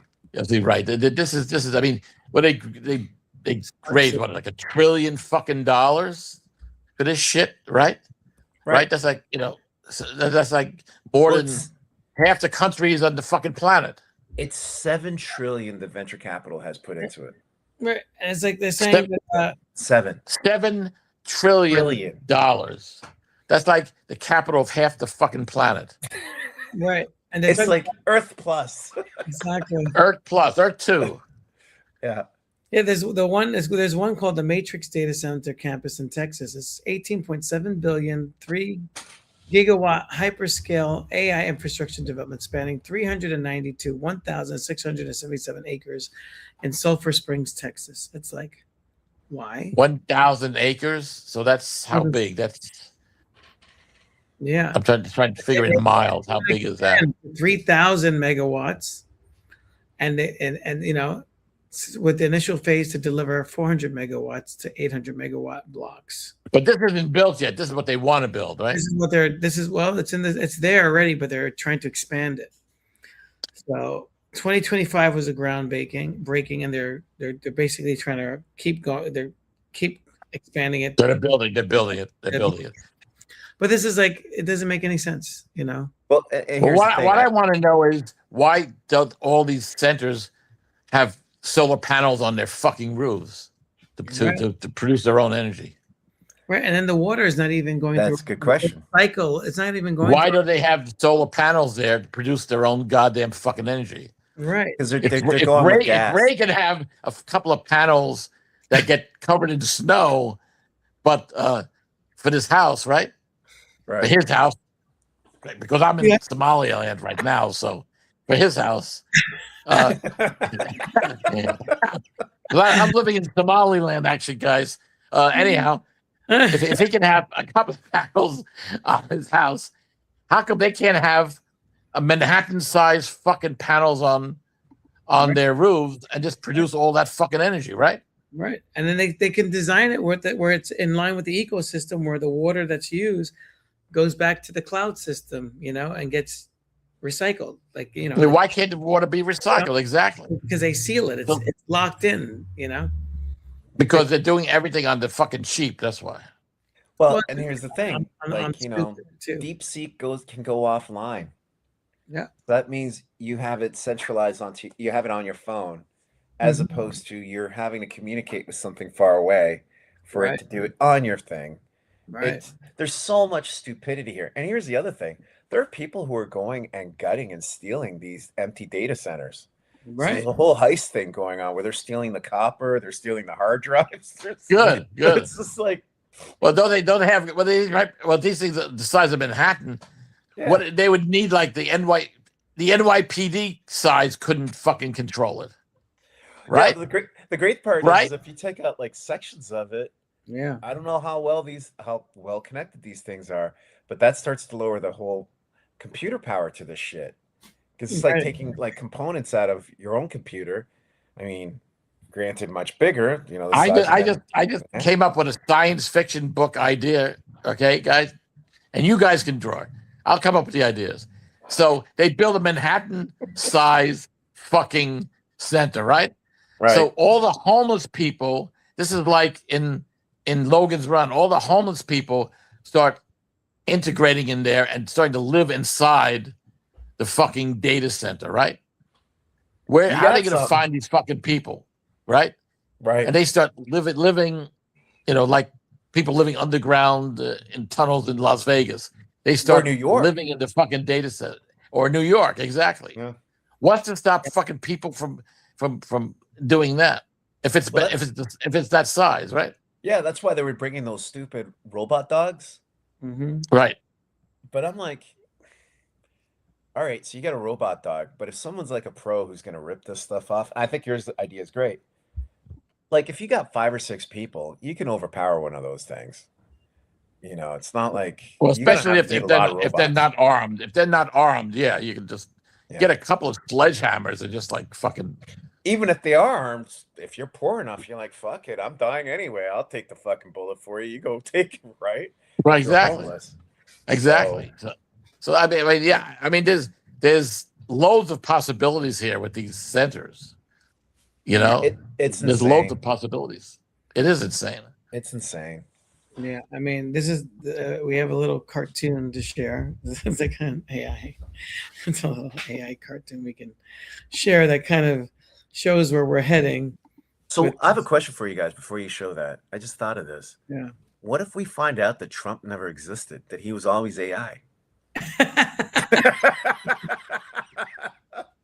Sorry. Or He's AI right now. Well, He died years ago. That he's actually an android. Yeah. He's like that movie with Russell Crowe. Oh, what if we're like the 13th floor, right? we're all in a server already. We are in the data center, and this is the illusion. We're actually living in the matrix right now. This is all right. Probably are. You know, probably. We're just relearning our inevitable end, re-experiencing it. That's some torturous assholes. This is what we have going on. I need 12 billion approved. SpaceX needs 4.16 billion approved. Amazon needs 17 billion approved. We need $1 trillion tax cut approved. My wife has cancer. Can we get Medicaid denied? Right. Yeah, because he literally said that, didn't he? Yeah. Yeah. He said, U.S. government doesn't have money for freaking like it wasn't Medicare. It was something else. It was like childcare. Yeah, childcare, cancer. Right. Food. You don't need food. Yeah. I think that guy Crenshaw, that congressman with the eye patch, the Nick Fury guy, he said something like that. You people, you don't need food. Just go out there and you can eat rocks or something. I don't know. I think it was ramen noodles or some shit. Ramen noodles. Yeah. We got the asshole version of Nick Fury in our timeline, didn't we? And it's right, exactly. Closer to this guy, Ben Gravier, who said this. He said, this piece of shit. We want to take their lives. He looks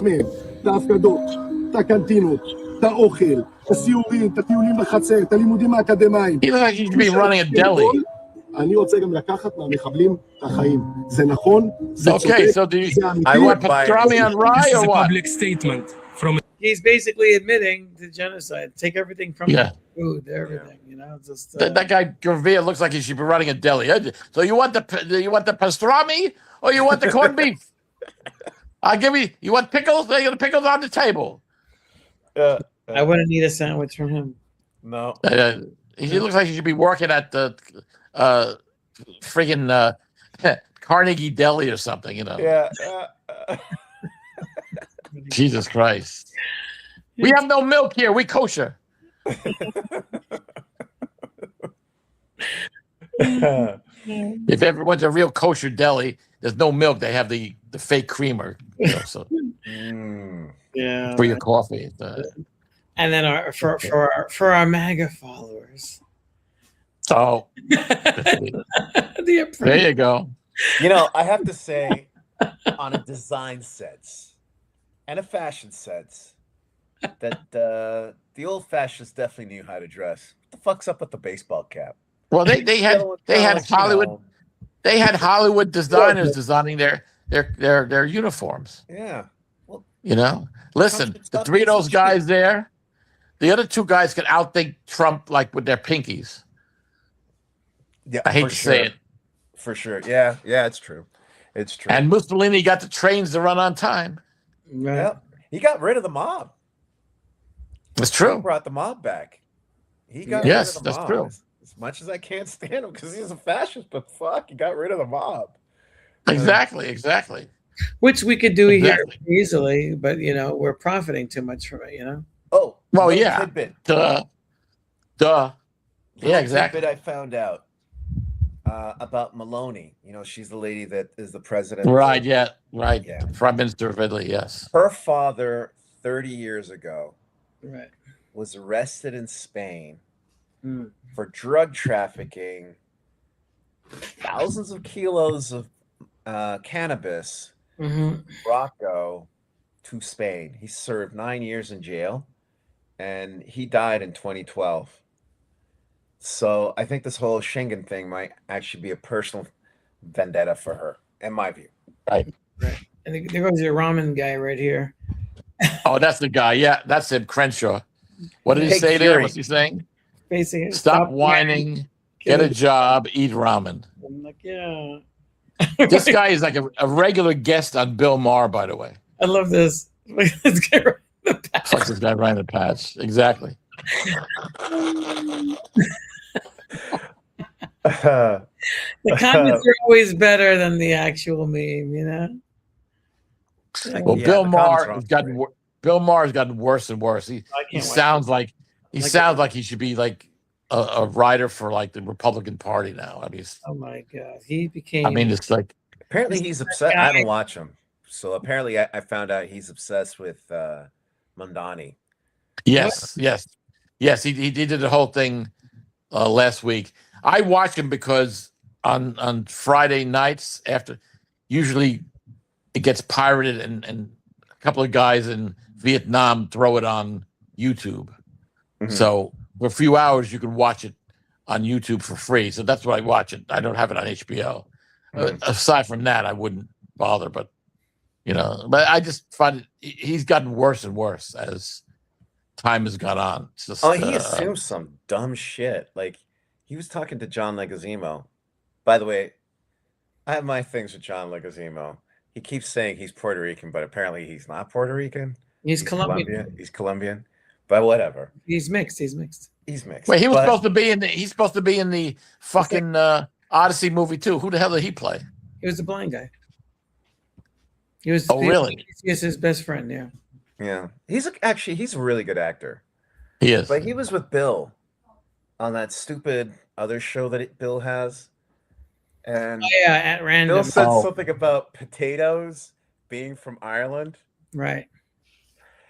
And John, I have to say, John has actually recommended a lot of books that I got to read, 1491 Mhm. and Open Veins, which are two really good books.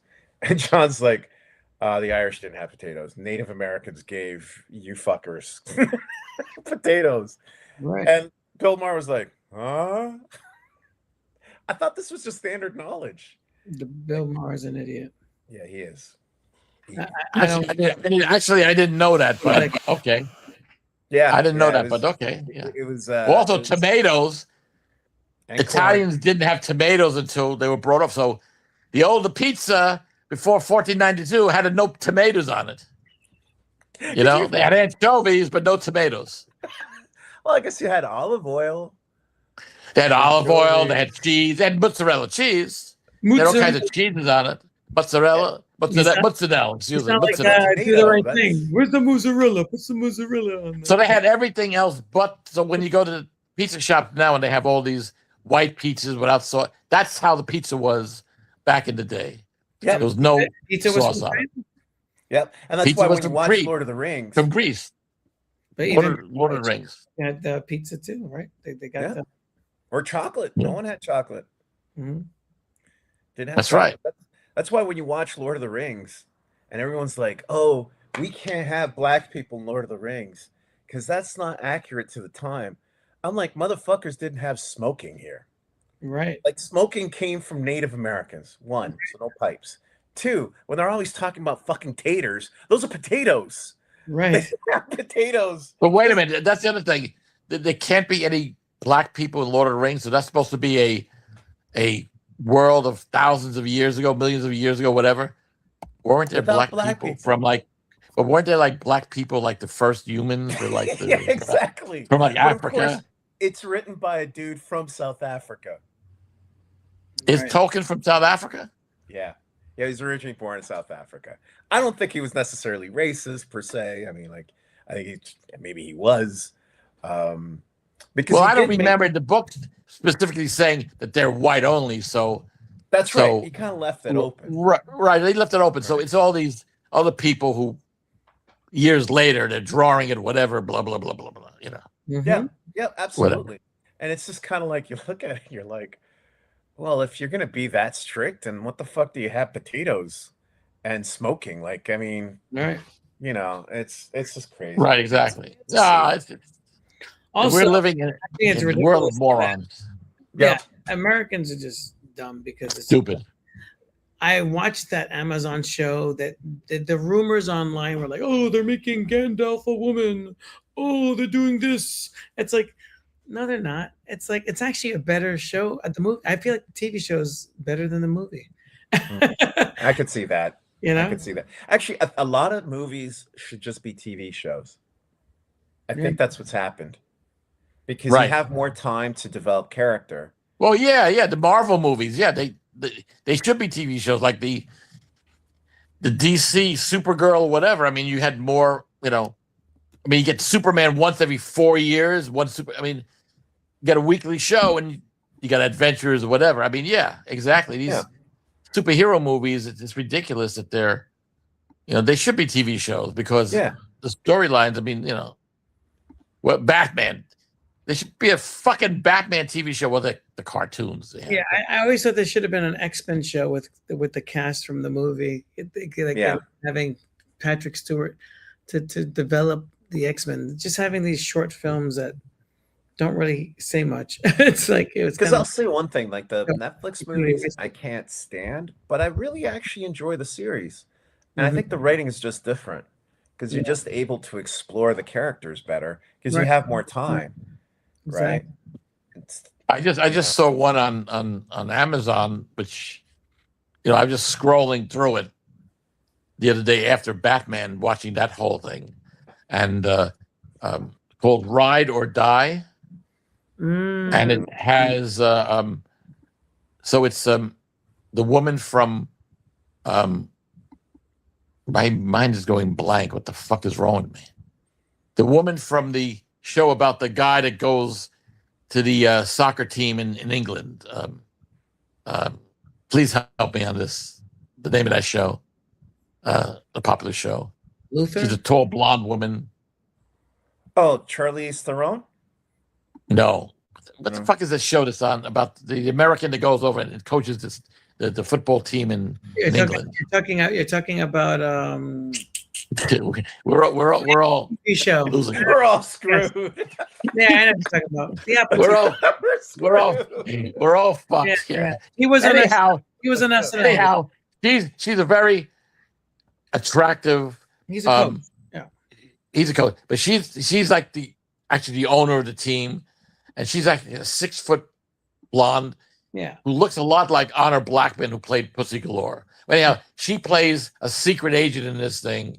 And then there's another actress who's a black actress, American, and she's a comic actress, and the two of them are teaming up. This whole it's kind of like almost like a Bond spy spoof thing. It's very good. I saw the first episode. Yeah, so Ride or Die. Yeah, Ride or Die. That's a good one. Yeah, you're talking about Ted Lasso. Ted Lasso. Thank you. Ted Lasso. Yeah, I didn't hear that. Ted Lasso, yes. She's the blonde on Ted Lasso. She's very good. And she's very funny, by the way. I've seen her in other things. She's very funny. Voice too. What? She has a great voice too, singing voice. Oh, yeah. Oh, no, she's very talented. But have you guys watched the entirety of the Batman Cape Crusader? Because I want to make a comment, but not until you've seen it all. Yeah. Have you seen the whole Batman till the end? No, I haven't. The Batman. So the final. It's to me. That Cape Crusader, that new version that they have on Amazon. Oh, is it the animated? Oh no, I haven't. Oh, I've all right. I can't. Yeah, the Joker I found strange. I'm not gonna say anymore until you guys have seen it, and then I'll make my comments.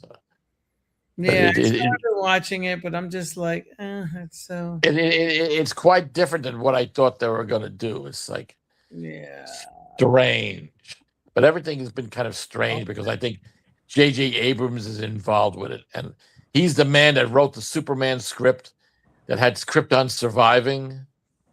Yeah, and all the villains, and then Superman had to go to Krypton to fight against the Empire.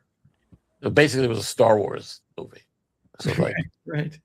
So yeah. So okay. Which I like Superman space stories. I think they're good. You know. except It's not like- on Krypton, but they where had it doesn't explode. if they're doing a Swamp Thing movie, they've been talking about doing Swamp Thing for like rebooting that movie. I don't want to see him in the swamp. I want to see the Alan Moore story where he goes through space and goes through the green and does all that. To me, that's more interesting than There's a lot of potential for, especially with an environmental message. But see, here's the thing. yeah. Whatever message you come up with, that corporate thing just fucks it like hard. Because it's like, no, we can't have a message. Why? Well, you see, DC's owned by blah, blah, blah company that owns by blah, blah, blah company, and it ends up being owned by BP. So we can't really have an actual message. Right. So just quiet it down where Swamp Thing sells There should be more animated series with more of these characters. A Swamp Thing animated series doing what Ray just said would be great. But you see, in the old days, I hate to be going back at the old days. Back in the But day, the old days, when all the companies, there weren't just like 3 companies owning everything. right. You had the TV networks, right? And you had Saturday morning cartoons, and there were like 7 or 8 series on each network, right? And there were like 4 or 5 different animation studios doing these series. So you had Hanna-Barbera, Filmation, blah, blah, blah, right? Yeah. And it was a variety, and there was a lot of different things going on. So you could go, and a lot of the artists migrated from, one studio to the next. You had Alex Toth doing all the designs for Hanna-Barbera, which are brilliant. I'd like to see that book that they just did. Now, it's like, what is it like? I don't even know if there are any independent animation companies. There must be a couple, but it's like, Warner Brothers is doing something, and then I don't know if anyone else is doing anything. Well, then they have I think the Japanese animation is the Japanese are the only ones really doing it. dominating. And they have a whole different system. Like if a manga does well, it gets turned into an anime. You can't actually make an anime without a manga. Some people have, if you're fucking Hayao Miyazaki. Yeah. That's different. Right. Like serial experiments. We never developed that system. We could have had that system. Because from comic to animation, we could have had that, like, you got the writers, you got everything. But I don't know. Well, we sort of had that system in the old days when, Filmation, like, oh, let's do Batman, let's do Superman, let's do this. And then they migrated some of the writers over to the TV shows, right? I mean, it wasn't like the Japanese, but and then they had Marvel will do it. But now it's it's all in house. It's all whatever. I remember years ago getting in an argument with a friend of mine. He was a studio head. It was like, and I'm talking 30 years ago. It was an argument. It was more of a debate. And I was saying to him, we should be turning X-Men into anime for adults. Right. Now, granted, he's like, nah, we'll never accept animation as a serious adult form. And I think there was that attitude. He was an artist too, right? And creator. And the comics were kind of adult. But now we got reading. What was it, X-Men 90, whatever it is? Or 97, yeah. Right. It's hard to watch for me, yeah. But it's not really adult, though. It's not really adult. I mean, it's not really adult. It's not really adult. I mean, it's kind of. We're not allowed to show cartoon boobs.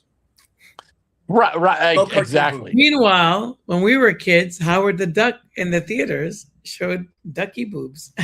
Yeah, can't show. Oh, there you go. Boobs. They had Play Duck. Remember Play Duck? Right.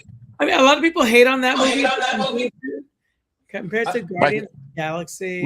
That's fun. My friend John Donaldson, John, he went there's a bar in Brooklyn that does like bad movie night, and he goes there like every couple of weeks, and they actually played Howard the Duck a couple of weeks ago. It's a good movie compared to all yeah. Oh yeah. He said it was better than he remembered it. I said, shit, too bad I would love to go with him to Brooklyn to see that, because I haven't seen it. Why that movie didn't do well? Do you want to know why? Because Americans are so sexist. They were mad that Beverly didn't have a rack. they put Leah Thompson. That was like an A cup. I love Leah Thompson. That's the reason why. I had dinner with her a couple of times. Rock band. I had dinner with her a couple of times. She was in her pajamas. Oh really? Wow.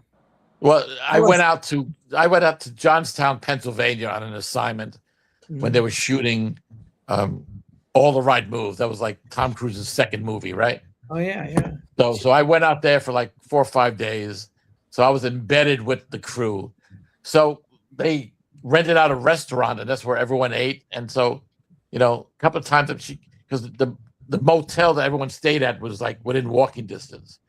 So she came and she had her pajamas on. She sat with me, you know, we're having dinner with. I was bullshitting with her and the other stars, except for Tom Cruise. He was separate from everybody. No one. He stayed by himself. No one. I never saw him except when he got a couple of scenes. Pretty like that. But everybody else, I talked about, hung out with Charles Ciaffi, all these people, all these actors. It was a lot of fun. But he was, how old was he? Because his first movie was Endless Love, where he was just played a tiny role. No, he wasn't in Endless Love. Well, was he? Maybe he wasn't in Endless Love, but the first one was the one that he's dancing in the Risky Business.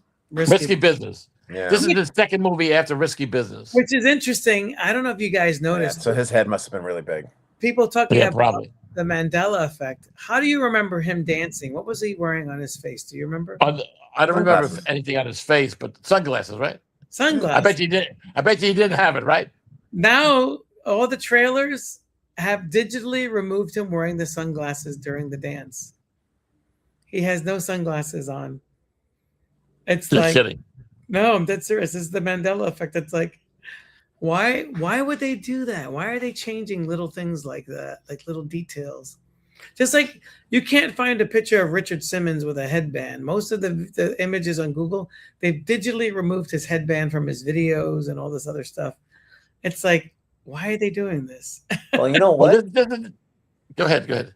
There was this lady who recorded, I don't know how many thousands of hours of television. She passed away. She was a Black American lady. I remember this lady. She was on the news. Yeah. So yeah.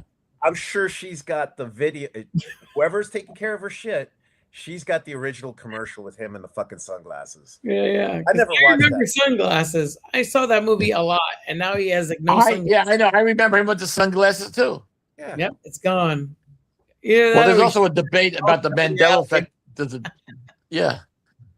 a debate on the Mandela effect on a scene in Moonraker. I don't know if you remember that movie with Jaws. Yeah. And then there's the scene in Rio where he's on the fighting Bond on the cable car, right? Yeah. And the thing comes crashing through, and then there's a tiny little blonde girl with glasses with pigtails. Becomes like Jaws' girlfriend in the movie, but then she flashes her smile, and she's got braces on, right? So that's the joke. Right. Jaws has the teeth, and he has the braces. He's got braces, right? Yeah, everyone fucking remembers seeing that in the movie theater when she got braces. Well, if you see it now, she has no braces. Yeah, it's weird. Like every fucking person I know remember, and I remember it too. Yeah, I went to the fucking screening premiere of the fucking movie in New York City, right? And I remember her having braces because I went to the premiere and Cubby Broccoli was there, and the director Louis Gilbert, and Jaws was there, Richard Kiel. In fact, I got the autograph photo with them. I remember the fucking braces, so it's like, what the fuck happened?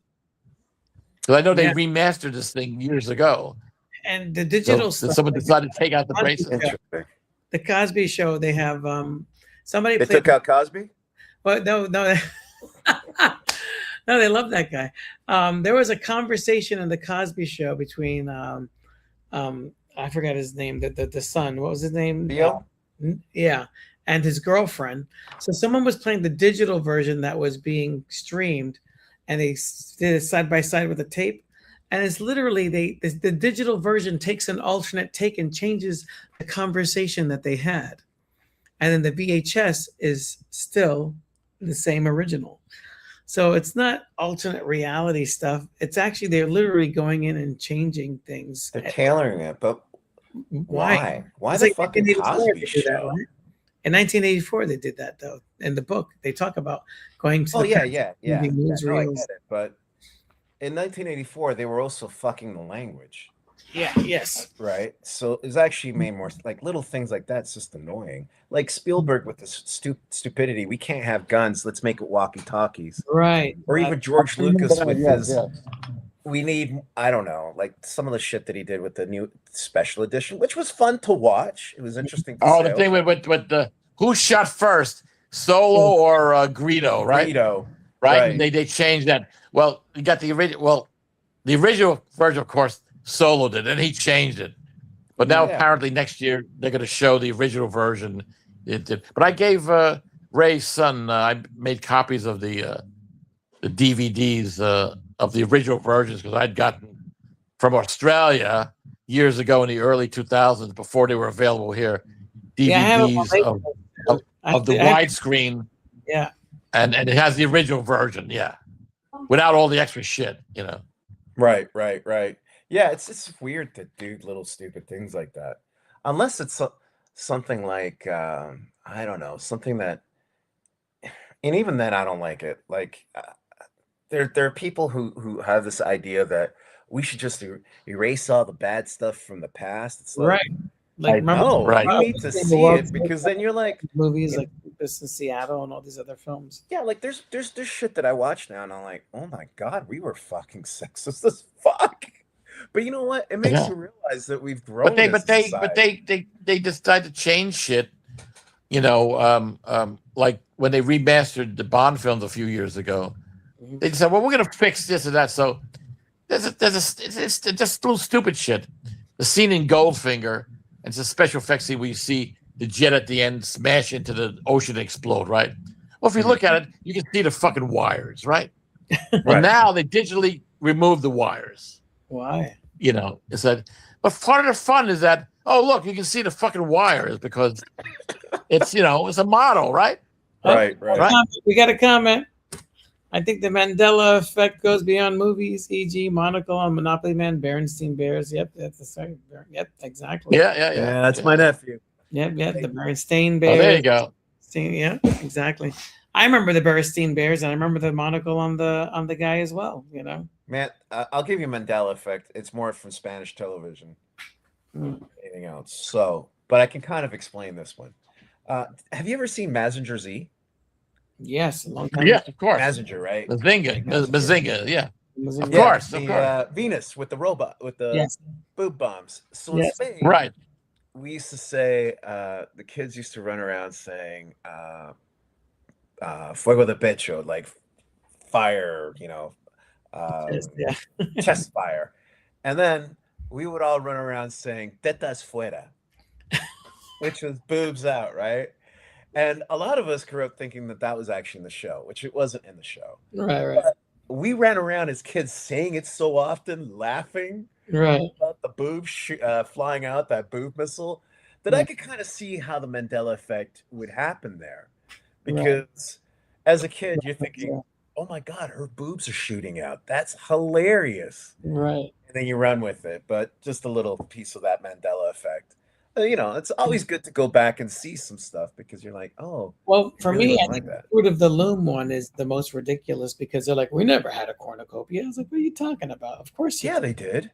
they did. They say that they didn't. They're saying that they never had it. Now, the funny thing is my brother. Was it just fruit? They're saying it's just fruit, that it was never a cornucopia of fruit coming. Yeah, there's a cornucopia, of course. But they're denying it and saying it never happened. That is bullshit. Why? My brother did a painting in high school of this muscular guy, airbrushed, holding a cornucopia with fruit coming out. And the joke was, hey, look, he's got the fruit of the loom. So, but this company is saying that they never had that never existed, that it's just. Why are they trying to fuck with us? They're trying to fuck with us. Yes, Why? Is this we're the like last weird smart MK Ultra generation, experiment? dude. We're the last smart generation that actually we're the children of boomers. We're the resistance. We remember the past. So Yeah. what they're gonna do, they're erasing the past, so then once we die, nobody knows it. And digitally, it'll only be digital. Right. So there won't be any books around. Right. Maybe So- in life you won't commit suicide anymore. Well, it's funny because all the kids, Sanitizing everything. I've got 2 Gen Zers, and they've both gone retro. Mm-hmm. Like my daughter collects vinyls and CDs, Yeah. and she collects books. Not because I was like, hey, like they think I'm sure they thought up until a certain point they thought I'm fucking nuts with all these books because a Right. lot of my moving costs have been because of my fucking books. Me And I'm too. sure my nephew's fucking laughing right now because his father used to do the same. Yeah. But you know, this whole Gen Z's turning actually kids are turning away from a lot of the modern music too. They're going back to like the stuff pre Yeah. Diddy. Michael Jackson's super They go popular. back now. right back to that. So whatever dumb fucking plan they've got, it's not Right. gonna work because the It's kids backfiring. they're digging into all this shit, man. They're jealous of us for our generation. But they're Right. going back to it. They're deleting. You know, it's talking about old shows. I've been watching the X-Files, and what's crazy is season 2 specifically. Everything that's in season 2 is something that came out of the Epstein files, like children being bred for children having babies and being bred for sacrifice from an elite group of rich people, sacrificing satanic worship. They have people being fed a small town, being fed humans. You know, like taking and then grinding up people who are like rabble rousers and demonstrators who try to speak out against the meat company, get kidnapped and shredded, and the Well, they were doing that like Yeah. in Latin America, man. They Oh, yeah. did that shit. They were throwing nuns out of fucking helicopters. yeah. I just recently rewatched the movie Dragnet. Oh And yeah. for some reason, I confused Dragnet with The Burbs, and I watched The Burbs too. I thought you were gonna say Naked Gun. Oh no, not Naked Gun. That'll be next. But Dragnet was interesting because the whole premise of it is this secret society called Pagan, people against decent society or some fucking fucked Yeah, up like. yeah. And I'm like, holy shit! They were telling us that there's this group going around. Like it's always been there. Yeah. 70s was Yeah. high time for a lot of that shit. Like the horror films, Exactly. were literally, I want to show you as many boobs as I can in a sacrifice. Yes. It wasn't a rated R movie without boobs. There was Right. Right, exactly. There's a movie called Roger Corman. Roger Corman lived on that shit. Yeah, Joysticks. The movie was about Pac-Man. It was probably the first video game movie, right? And there's nothing but tits and sex in that film. I was like, I gotta find that movie. Yeah, like the 70s seems so much wilder. Oh, As yeah. you go from- I vaguely remember the Dragnet movie, just thinking it was horrible. Yeah. It was But, with Dan Aykroyd and Tom Hanks. Yeah. And they're Yes. trying to find out why the shits get stolen. And then it ends up, and it's not the greatest movie. It was okay. But I was like, didn't they have something about ritual sacrifice in that? And I Yeah. went back. Yeah, it's pretty much like these rich people who have Right. Hunting kill a people. virgin. Yeah. You know, I was like, Yeah. That's really weird. Now I have to find that movie and see it again now. The Epstein Now I have files to look at that again. humans hunting people. They even had one about mRNA, that it's a tracking system in the X-Files, like that the government is like experimenting with mRNA to change your entire cosmology, control your body, turn you to a computer. This is all in the X-Files. I was like, what the fuck?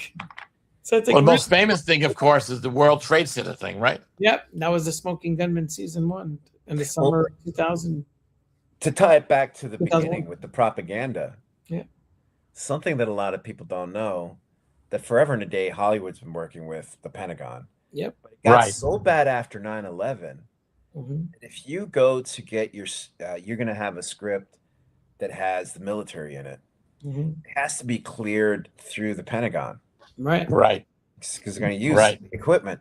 So there was a filmmaker who wanted to make a actual drama on the Cuban Missile Crisis. Right. It got red flagged Mhm. because they're like, no, you make us look bad. But they're like, but this was That's the what actual happened. history. This is what fucking happened. They're like, well, we can't show ourselves looking like fucking morons. Right. So, you know, it's been like But they did it again. It's Iran. 26 years of this shit. What's that? I said, well, they did it again. Iran's the failed revolution in Iran is that the Cuban Missile. I mean, it's the Bay of Pigs all over again. Right? Bay of Pigs over again. But you take a movie. Have you ever seen the movie? And it's on free on YouTube. It's called. It's with Walter Matthau, one of my favorite actors. Yeah, I he's love Walter. That guy could fucking deliver sarcasm like no one I've ever seen. him and Jack Don Jack Lemmon, Yeah, fucking I mean, awesome. definitely. yeah. The Apartment's one of my favorite movies. Have you ever seen the movie Fortune Cookie? Oh yeah. Yes. Yeah. Or the out of Excellent towners, right? The out of towners. The Out of Towners. But this one I watched is called Hopscotch. Yeah. Hopscotch, yes. It's a great. He's a spy. He's Yes. a spy. They fuck him over. He's like, you know what? I'm sick of you assholes. So he shows up the entire CIA for being basically useless boobs on a nun, right? And by doing all this, and I'm sitting there watching it, and my better half, Susie, and I were like watching it, like they would never make a movie like this today because Right. all the CIA agents are like supermen, right? Right. And he showed them to be like complete morons. Right. So it's a great film. Great It's film. closer to the truth. Well, now on CBS, they canceled those other two FBI series, which actually I liked, FBI International, which was shot in Budapest, and the Most Wanted, which they would shoot around here, right? Right. And they replaced it with a show called CIA. Right, on CBS, which is now, Fox Part 2, right? CIA, right? I no longer get CBS because I can't get the off the air. So I have never seen it, but I said I can only imagine, What's the next So one? the FBI is still getting fucked in the fictional world too. The by FBI is still CIA? getting fucked because there's only one FBI show now, and now there's a CIA show. It's Oh, So they lost wow. two. They lost two actually good FBI shows. I liked the CIA International. But it was almost kind of like an update of The Man from U.N.C.L.E. because they had all these guys that were agents and they were in kind of like a little secret kind of thing, and then they went out and doing stuff in Europe, and they're fighting like Russian, mobsters and different things there, and Right. it was actually a pretty good show. I think it's You know, funny. We apart- have shows on lawyers, politicians, cops. It's like all the despicable occupations where you have to lie your ass off and Except do a for- lot of shit. There was a time where it was doctors. Doctors. We got like Oh my God! Yes, fucking yes. and then you walk Medical away from it center. going, oh my God, do I have ER. this, like sickness? Right. Yeah. Marcus Welby, MD. Right. Quincy Jones. Quincy Jones, Oh, not Quincy yes, Jones. that's right. Quincy, Quincy, not Quincy Jones. That's the Quincy. Yes, Quincy, that's Quincy Jones. and then there was the one with Dick Van Dyke as a doctor investigating murders, right? And then you had Newhart Newhart. before it was. He was a like, psychiatrist. the first when he was a psychiatrist before he was the innkeeper. Grey's Anatomy.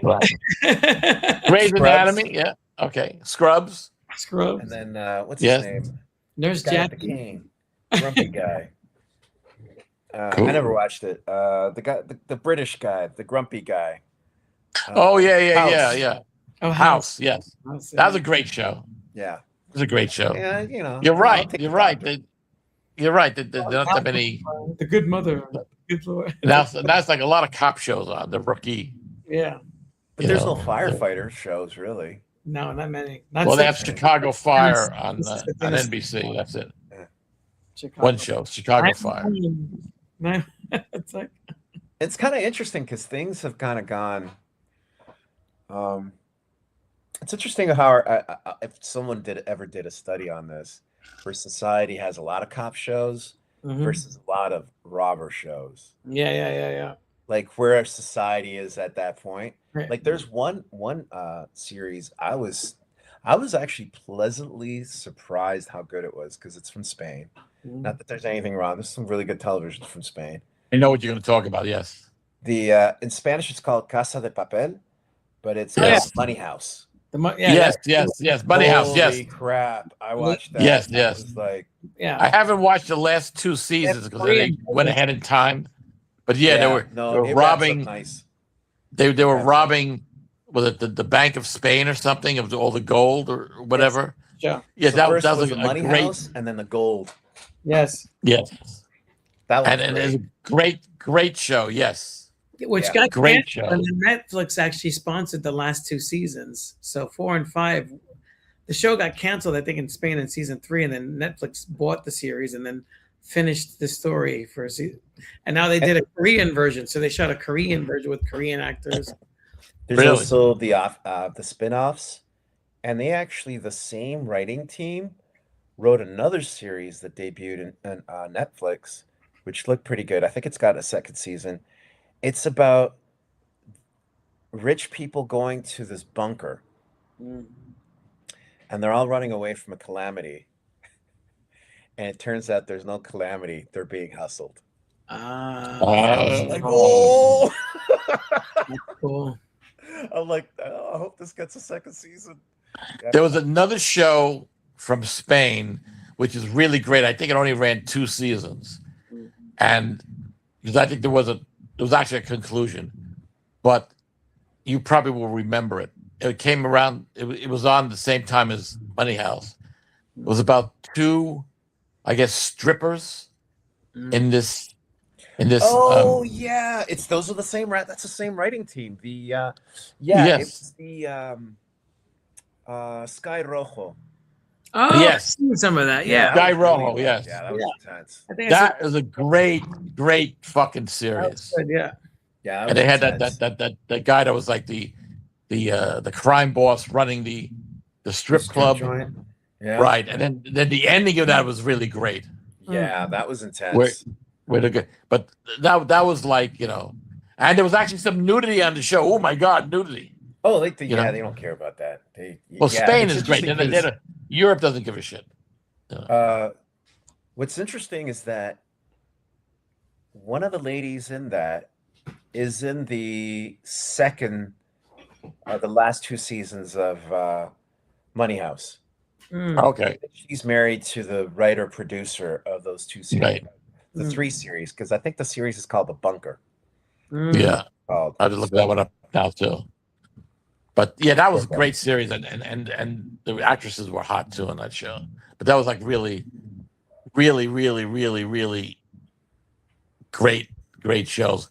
Yeah. When Netflix was picking up stuff like that, but now they seem to be hooked on Korea, and I'm not really into the Korean stuff. But the other show that is really good How about the is Godfather with Forrest? what That's really good. what show? The Godfather of Harlem. I'm watching that. It's Oh on- yeah. and it's about Malcolm X and this guy, the drug dealer of Harlem. What's his name? Right, yeah. I forget his name, but they also did a movie with this guy about the same guy. Yeah, with Denzel. But the other show that I like is there's 2 seasons of it is the French show with the black actor, and he's playing the thief. Oh yeah, Lupin. That's based Lupin, on a book series. Yeah, Lupin. Right, that's the Yeah. book. That's the character going back to like the early part of the century. Yeah, like Lupin the the Thief. 1800s. Yeah, Right. Yes. late 1800s. Yes, Yeah, that's a nobody great freaked out fucking here. show. No one here freaked out and said, "Oh my God, they made him black." I know, right?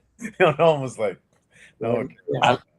I'm sure. Yeah, they were like, but the whole thing was he was reading the books, so he created. His kid would dress up like the character. So he actually was not actually the real Lupin, but he was just using like- Lupin as model for his life.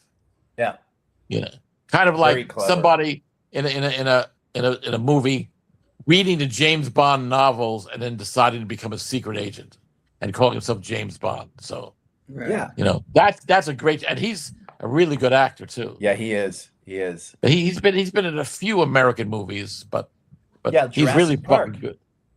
He was Yeah, in one of the Jurassic Park films. Yeah, and it wasn't the first. was Might have been the I 4th don't- one or something. Yeah. probably the 4th because he's not that old. So No, he's really not. young. It was one of the more recent Jurassic Park. yeah, but he's really good actor. That guy, Yeah, really he good is. actor. He is. I love that guy. I'm hoping that they do another season of it, but Yeah, there's a few that were very interesting that they didn't run with, which I was really disappointed. So they had one called it was about the French Revolution. I think it was called Revolution, and it was wild because it was about the aristocrats becoming zombies. Mm. It was so they had blue blood, Right. and they were tying it, and it ended with it being tied to this enslaved woman that was brought from, I think, Haiti. And I was like, oh, and then they didn't get a second season. I'm like, how the fuck do you not give them a second season? It was really very interesting. And the actor who played the villain in that he was really good. He went from being like very innocent, weak to this like monster, like just an egomaniac. It was very interesting. Oh, I got to ask you a question. Sure. Being that you're in La France, La France, yeah. have you watched the new Zorro series with what's his name? No, I have not. Unfortunately, a lot of the French television here, if I know that it is French, I would watch it. Unfortunately, a lot of it is just American stuff dubbed. Really? Yeah, it's like overwhelmingly like you even get the soap operas dubbed. really? United States. It's really annoying. So I'm like with Netflix, you actually saw French productions. Right, Really right. fucked. What annoys me is that this series came out in France. It's Jean Desjardins, Desjardins. Yeah. yeah. playing Don Diego, right? Mhm. But when we had that little that app that was the pirate app, it kept going to the one that's on Amazon, that Zorro series. It wouldn't go to the French one. But so now, and then to see it in France, you have to go to Paramount Plus, right? To see it in France. Wow. So I figured, well, for a while I had it'll be on Paramount Plus. No, it's not on Paramount Plus here. It's on some oddball streaming service, which I have no idea what it is. So Right. I was hoping I it'd haven't show up ever on watched it. Amazon or Netflix, but so I'm pissed off because I want to see Wow. it because he's really good. He's Because funny. he brought back Agent OSS 117.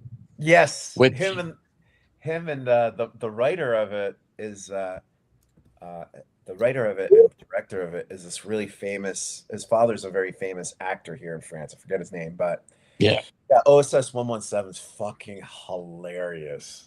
it's great. If Ray hasn't seen it, there's two movies. I haven't seen There's three. There's three now. There's I used to three. watch There's a lot of French movies in the 90s, like Red, White, Blue. no. This is like total comedies, like spoofing 007. Right. And, OSS 117 is actually a French character going back to the 50s, which actually came out before James Bond. Right.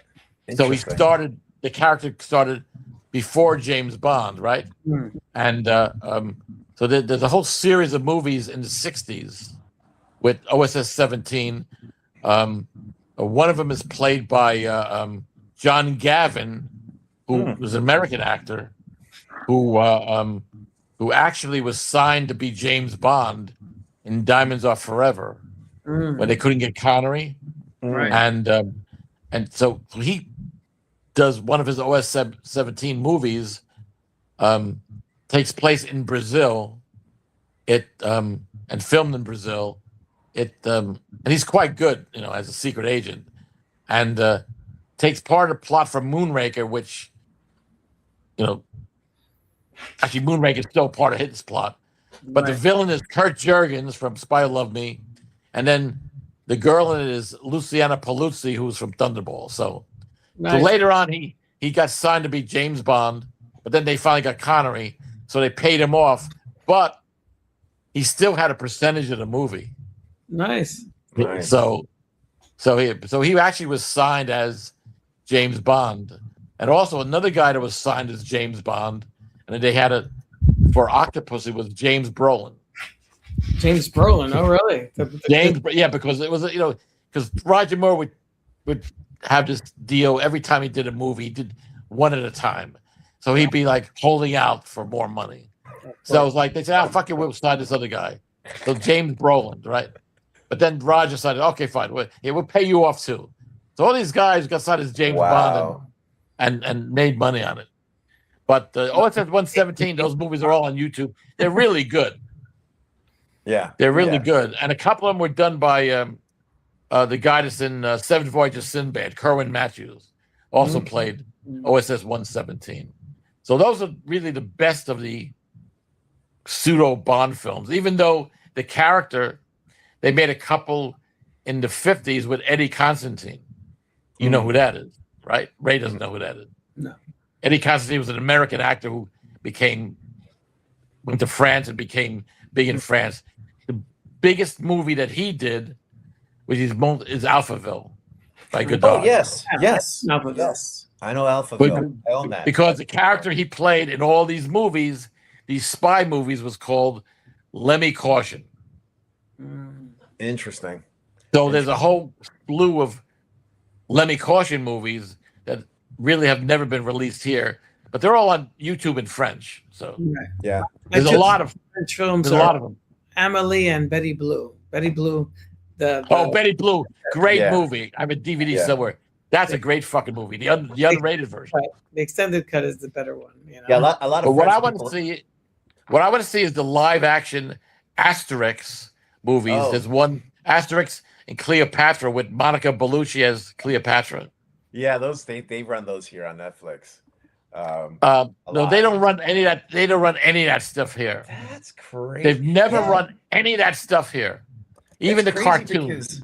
I know They've never run that stuff. A lot of European comics try to make it into the States, but they always kind of got, pardon my expression, cock blocked, by the system. But Ray, Amelie, a lot of people don't like Amelie here. Really? I'll explain to you why. The neighborhood that it takes place in, right?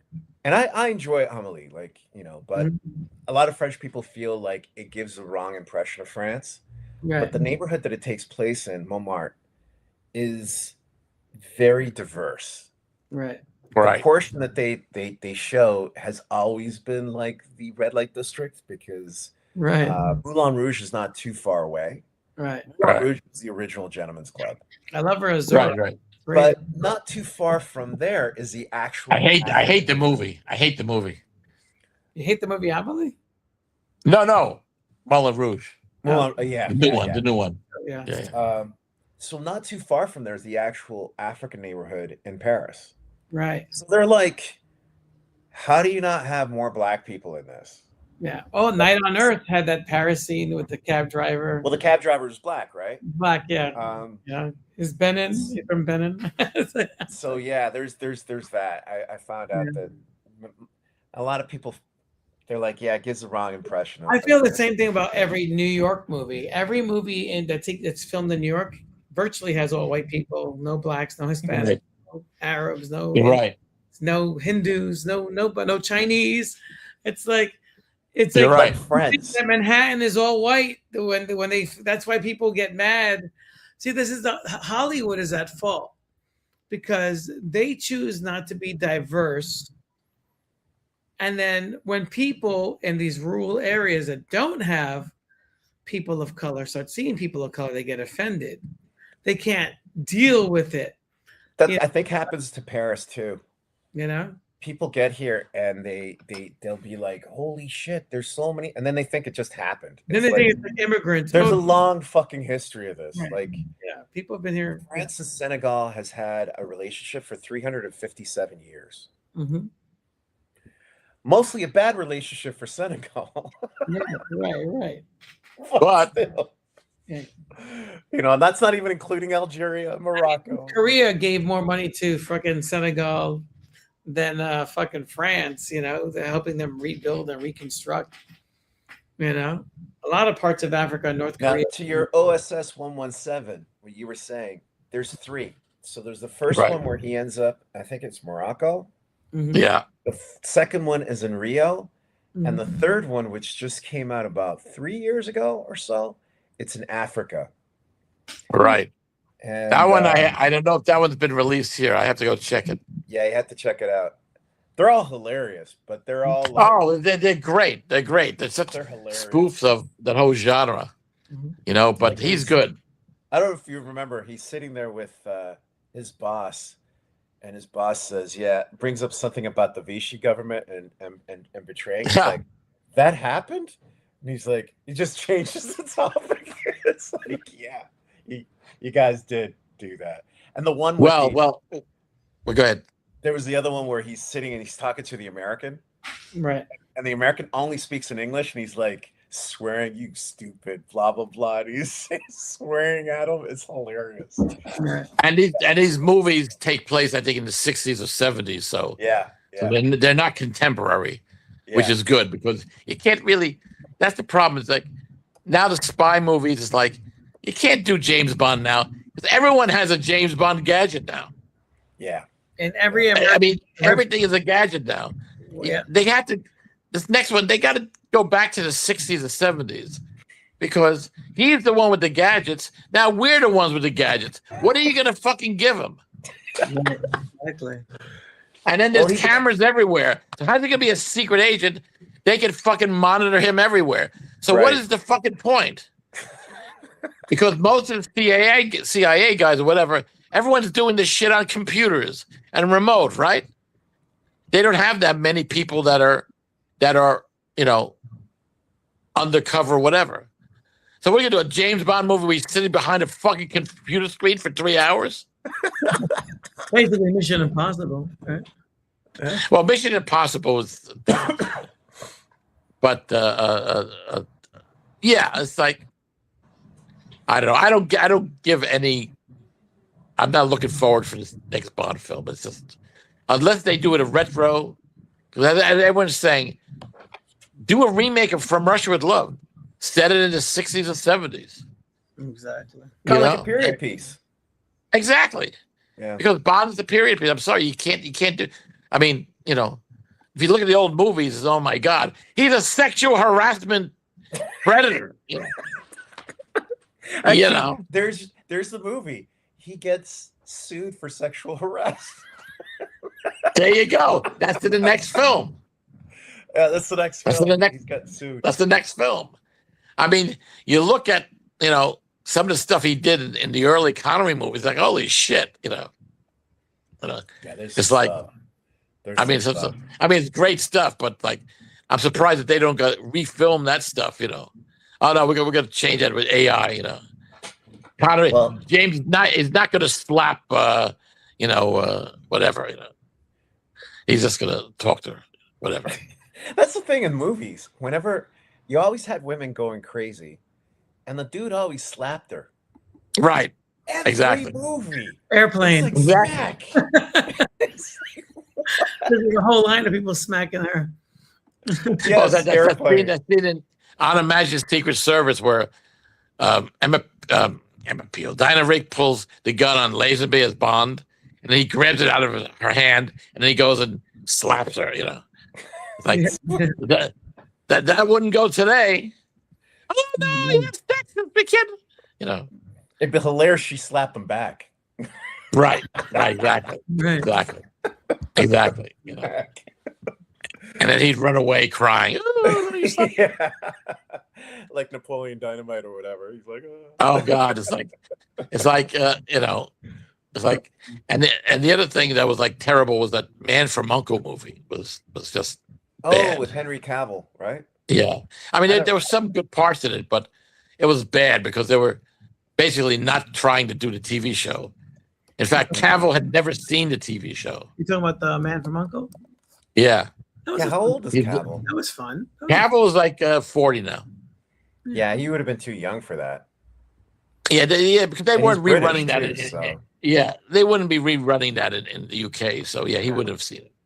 You know, no one really knows except for the older guys about Man from Uncle because they haven't really rerun that except on TNT years ago. So There might be a I'm whole sorry, channel that is- dedicated to it because I know there's a channel, and I was surprised about this because I was really little when I used to watch this.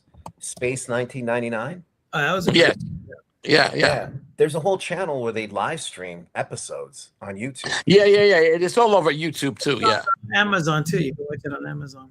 Yeah, it's all over. All that Anderson stuff, Jerry Anderson stuff, is all over now. It's a weird sci-fi. It has like a Star Trek feeling, but it's very like weird, bizarre. I watched a really couple weird. episodes, and they were just so badly written.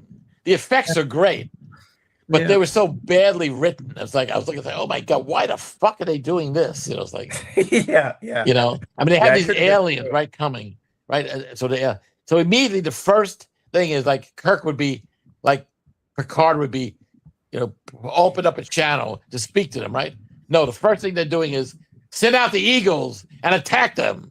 You know, it's like, wait a minute, we don't know what the fuck they are. You know, let's talk to them first, you know, to see if they're friendly or not. Way. You know? That's the American way. Just but that's like every Those episode. ships are pretty cool though. What? Yeah, the ships it was cool. Pretty cool looking. Yeah, the miniature. Yeah, well, the guys that worked on that, then later they worked on Star Wars. So you know, so stuff. But Man from U.N.C.L.E. That just. Yeah, I'm surprised it's not on like MeTV. We have MeTV here, which runs a lot of old shows. I don't know. They have that in France or anything. No, they run a lot of, you know. But they run all the old shows from the '60s. I'm surprised that Man from U.N.C.L.E. is not one of them. You know, but whatever. You know. I wonder if there's some sort of like weird legal copyright issue. It could be. Sometimes things get tied up with. It could be. Someone it died. Could be because that was like MGM, but then Norman Felton owned part of it, and then it's owned by Warner Brothers now. So they're probably like, and probably all the people working at Warner Brothers now are too young, and they probably don't even know it exists. So, probably. We have a spy show named Man from U.N.C.L.E. Hey, wait a minute, we could do a TV show on that. You know, UNCLE was an acronym, wasn't it?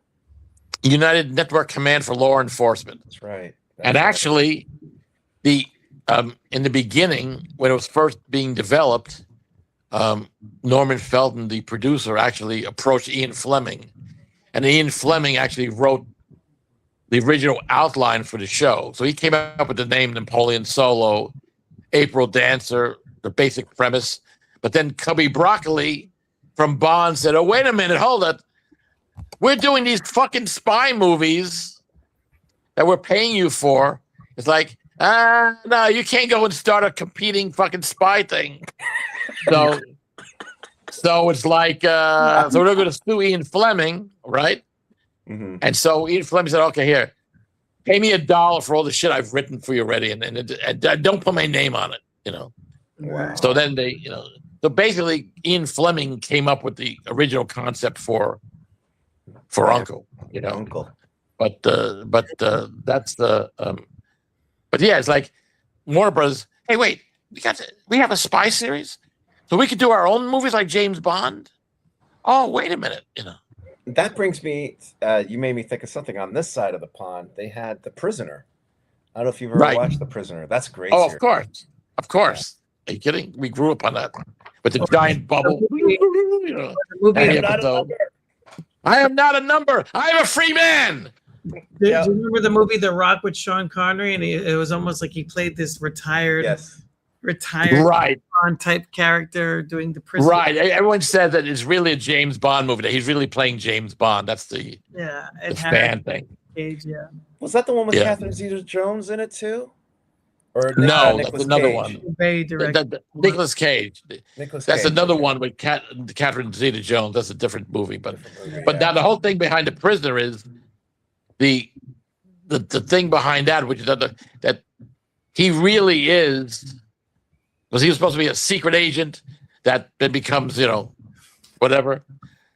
He really is John Drake, the character he played in Danger Man, which is the spy series he did before The Prisoner, which came out here as Secret Agent, but it's Danger Man. It ran a bunch of seasons in the UK, you know. And the first season of Danger Man, I'm sorry to do all this. The first season of Danger Man. By the way, we're 10 minutes over time, but go ahead. I know. Finish The it. first season of Danger Man came out in 1960. So he's John Drake's secret agent, but he's working for an American NATO group, and he drives an Aston Martin, Ah, 1960, right? interesting. And actually, Patrick McGowan was originally offered the Bond role, but he turned it down because his personal thing was he didn't want to sleep with, like, women that he's not married to. He was very Catholic in the Yeah, movie, he's but very also he didn't want to use guns. Go for it. He didn't use guns. Yeah. So if you watch the entire series of Danger Man, he never uses a gun. Right. So, and also, by the way, he's an American citizen because he was born in New York, but then his parents moved to Ireland. So he actually was an American The citizen. Saint. So. You didn't mention the Saint at all. Like Oh, the Saint? Well, that's the whole I think thing. that's Roger Moore. Yeah. Roger Moore. That's Roger Moore. Roger Moore. Well, Yeah, let's wrap it up. Any new projects you guys are working on that people should know about? Same project I'm working on as always. Same thing. Ghost Metal. Yeah. Well, no, I'm not working on Ghost Metal right now. I'm working on something else with Susie. Oh, It's, cool. I'm just been something I've trying been to working on figure for a out. while. Yeah. Ghost Metal. that is, Ghost Metal. We want to see that. Ghost Do we Metal, get free yeah, you copies? can find it on Webtoon. On Webtoons. On Oh, Webtoons. Okay. Yeah, you can. We have a lot there. Actually, I have some of my heavy metal stories that I republished there too. Oh, really? Oh, cool. Yeah, except for one, the first one, which was too. Too Yeah, rated. again, that whole nudity and stuff issues.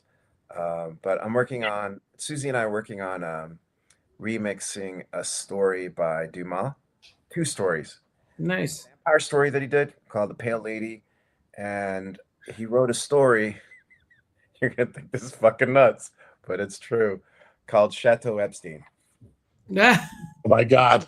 nothing. He wrote it in the 1800s. It was Really? There you Gothic war go. story. He Wow. could see into the future. See the future. What are you working on? I hope it's your biography. What am I working on? Well, I'm trying to figure out to find a time. I want to throw Lana Lost Land on Kickstarter, and then eventually, since it's pretty much done, Astron Volume 2, it's completely drawn, as you know, and Volume 3, it's we're putting it on hold until we get other stuff straightened out. But that will be ultimately a 3 volume thing. But I have a lot of stuff for that too. So as Ray knows, so it's a matter of finding the time. I think both of us are now going a little crazy with different things. But Yeah. uh, The Astron Western that we've been working on, that's ongoing, and then the sequel to Trump Land, Trump World, which is done. We just have to color it. I mean, there's a lot of stuff going around. Are you gonna have a trilogy, Trump Universe? Yeah, he's have Trump. we could do that, yeah. And then Ray, of course, has his he just did the World Without Superheroes that co-starred Astron. Yeah, and he still has. And Ray only has about 30 other books he hasn't published. So, literally, literally Ray has too much. 30 books. He has volumes of artwork and completed friggin' books. Mm-hmm. The man is a genius. He has so many ideas, Yeah. and he has so much stuff up there in his studio. His studio there in New York, because I'm never there because I'm in Somaliland. But I'm here in Somaliland trying to do Astron. I don't know how I'm going to do it here, but he has so many fucking stories. If we only could get like a couple of $100,000, we could publish all this shit. Yeah, He it's could publish funny that you say that, because the last 2 years, everything that I published in the last 2 years was The World Without Superheroes Volume 1 that I drew and wrote that 30 years ago, and I just published that last year. And then this year, the other World Without Superheroes that I published for Volume 2, I drew that 12 years ago. So I'm like coloring it, and the art says 2010, 2012. It's like, wow. Well, maybe Ray, maybe you should visit me in Somaliland, and then we can get some stuff doing. Right. I think we have some good artists here in Somaliland that we can get cheap. So Somaliland. Somaliland. It's going to be the new publishing empire. It's a staircase away. We just have to not go to Yemen because we'll get bombed over there. You know, the Saudis are sending missiles over to. Actually, it's North Yemen. That's where the Houthis are. South Yemen, they've got the Yemeni army. They've somehow convinced to attack North Yemen. Yeah. So so supposedly they gave the Yemen $30 million to pay all their soldiers they haven't paid in 5 years. So now they're going out and so there's all kinds of shit going on there. Wow. All right, let's wrap it up, gentlemen. It's been a pleasure. Episode 44 is in the can. Check us out. Episode 44. Or bxhcc.com. What do we do, Miguel? You subscribe and you punch the like button. Punch it. That's right. Push the like button and subscribe and send money. And we're out of here, guys. We're out of here. All right. The apocalypse is coming. We'll get carried. Are you scared? There you go. Are you prepared? The masses are running, frantically running from their fears, running with their tears, running from their lives, running from that dark